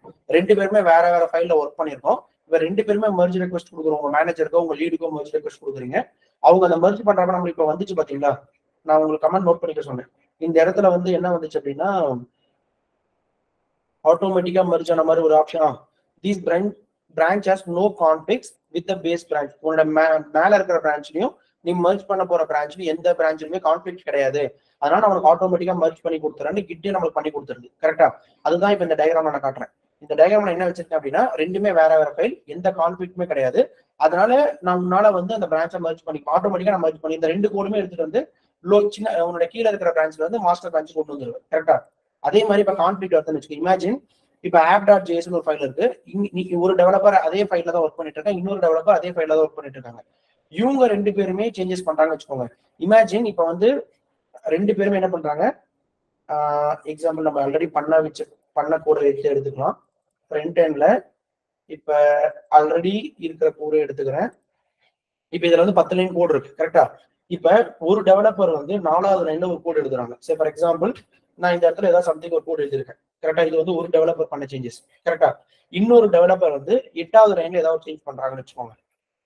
இவங்க ரெண்டு பேருமே ஒரே ஃபைல்ல தான் சேஞ்ச் பண்ணிருக்காங்க. இவங்க ரெண்டு பேருமே தனித்தனி பிரான்ச்ல ஒர்க் பண்ணிருக்காங்க. இவங்க ரெண்டு பேருமே அவங்க லோக்கல்ல இருந்து ரிப்போர்ட் கொண்டு வந்துட்டு மெர்ஜ் ரெக்வெஸ்ட் வந்து இப்ப டெவலப் பிரான்ச்சுக்கு அனுப்புறாங்க. டெவலப் பிரான்ச் அனுப்புறப்ப டெவலப் பிரான்ச் கிட்ட என்ன பண்ணோம் அப்படின்னா ஒரே ஃபைல் இருக்கிறப்ப இந்த மாதிரி ஒரே ஃபைல்ல இருந்து உங்க சேஞ்சஸ் வருது. ஒரே ஃபைல்ல இருந்து சேஞ்சஸ் வருது. இது என்ன பண்ணும் அப்படின்னா கான்ஃபிளிக்ட் காட்டும். அப்ப மர்ஜ் வந்து கிட் செக் பண்ணும். ரெண்டு பேருமே ஒரே லைன்ல வச்சிருக்காங்கன்னா கண்டிப்பா என்னால வந்து எந்த லைனை நான் பிக் பண்ணணும் எனக்கு தெரியாது. அதனால நீ என்ன பண்ண, மேனுவலா நீயே எந்த லைனை சூஸ் பண்ண அப்படின்னு சூஸ் பண்ணிக்க சொல்லி ஒரு ஆப்ஷன் கொடுக்கும். ரெண்டு பேருமே வேற வேற லைன்ல பண்ணியிருந்தாங்கன்னா ஸ்டில் அதுவே ஆட்டோமேட்டிக் பண்ணிக்கும். ஓகேங்களா? இப்ப நான் எக்ஸாம்பிள் இந்த சினாரியோ மாதிரி இந்த டயக்ராம்ல பாத்தீங்க அப்படின்னா ரெண்டு பேருமே ஒரே லைன்ல சேஞ்சஸ் பண்ணிருக்காங்கன்னா, சரி ஃபார் எக்ஸாம்பிள் முன்னாடி கரண்டா இருக்கிற பிரான்ச்சஸ்ல வந்து ஹெட்ல வந்து இந்த சேஞ்சஸ் இருக்கு. இப்ப நீ இந்த சேஞ்சஸ் அனுப்பியிருக்க. இந்த ரெண்டுத்துல எந்த சேஞ்சஸ் நான் பிக் பண்ணணும் அப்படின்றத ஜஸ்ட் நிறைய சாஃப்ட்வேர்ஸ் இருக்கு. இப்ப கிட் எடுத்துக்கிட்டீங்கன்னா டாடா எஸ் கிட், கிட் பேஷ், இந்த மாதிரி நிறைய சாஃப்ட்வேர்ஸ் இருக்கு. அதுலவே ரெண்டு ஆப்ஷன்ஸ் மாதிரி காட்டும். ஃபார் எக்ஸாம்பிள் இப்போ இதுல பார்த்தேன் அப்படின்னா நான் காட்டுறேன். கிட் டார்டாய்ஸ் மர்ஜ் கான்ஃபிளிக்ட் இந்த மாதிரி போட்டு ஜஸ்ட் அந்த இமேஜஸ் காட்டுறோம், பார்த்தா தெரியும் உங்களுக்கு. இங்க பாருங்க, இந்த மாதிரி உங்களுக்கு ஒரு ஸ்கிரீன் காட்டும். இப்போ இந்த ஸ்கிரீன்ல பார்த்தேன் அப்படின்னா இந்த ஸ்கிரீன்ல தெரியுதா? இந்த ஸ்கிரீன்ல left hand side right hand சைட்ல பாருங்க. ஆல்ரெடி இருக்கிற கோடு வந்து ரெட் கலர்ல இருக்கு, நீ புதுசா அனுப்பின கோடு வந்து ரைட் கலர்ல இருக்கு, எல்லோ கலர் இங்க ரைட் சைட்ல காட்டுதுல. இப்போ எந்த கோடை நீ பிக் பண்ணணுமோ அந்த சைட்ல ரைட் கிளிக் பண்ணிட்டு அந்த பிளாக் மட்டும் எடுத்துக்கணும் ஒரு ஆப்ஷன் வரும். ரைட் கிளிக் பண்ணிட்டு டேக் தட் பிளாக் அப்படின்னா அந்த பிளாக் எடுத்துக்கும். இல்ல லெஃப்ட் சைட்ல வச்சு ரைட் கிளிக் பண்ண அப்படின்னா இந்த பிளாக் எடுத்துக்கும். அப்போ ஒரே ஃபைல்ல ரெண்டு பேருமே சேஞ்சஸ் பண்ணி அனுப்புறீங்க, ஒரே லைன்ல சேஞ்சஸ் பண்ணி அனுப்புறீங்க அப்படின்னா எந்த லைனை பிக் பண்ணுன்றதை நீ மேனுவலா சால்வ் பண்ற மாதிரி இருக்கும். இதுவே இல்ல அவங்க வேற லைன்ல பண்ணிருக்காங்க, நான் வேற லைன்ல பண்ணிருக்கேன் அப்படின்னா கிட் ஆட்டோமேட்டிக்கா மர்ஜ் பண்ணிக்கும். இதே மாதிரி வேற வேற ஃபைல்ல பண்ணியிருந்தாலும் எந்த பிரச்சனையும் கிடையாது, அதுவே ஆட்டோமேட்டிக்கா மர்ஜ் பண்ணிக்கும். ஓகேங்களா? ஸோ ஜஸ்ட் நம்ம ஓவராலா இந்த டாபிக்ல பார்த்தது என்ன அப்படின்னா கிட் ஹப் ரெண்டு இருக்கு. கிட்ன்றது லோக்கல் ரெபாசிட்டரி, கிட் ஹப் அப்படின்றது ரிமோட் ரெபாசிட்டரி. அடுத்தது மெயினா என்ன அப்படின்னா கிட் ரெண்டுமே படிச்சு முடிச்சிட்டேன். நெக்ஸ்ட் ஸ்டெப் என்ன அப்படின்னா நீ ஒரு பிரான்ச் வச்சிருக்க அப்படின்னா அந்த பிரான்ச் வந்து பை டிஃபால்ட்டாவே மாஸ்டர் பிரான்ச் தான் இருக்க போது.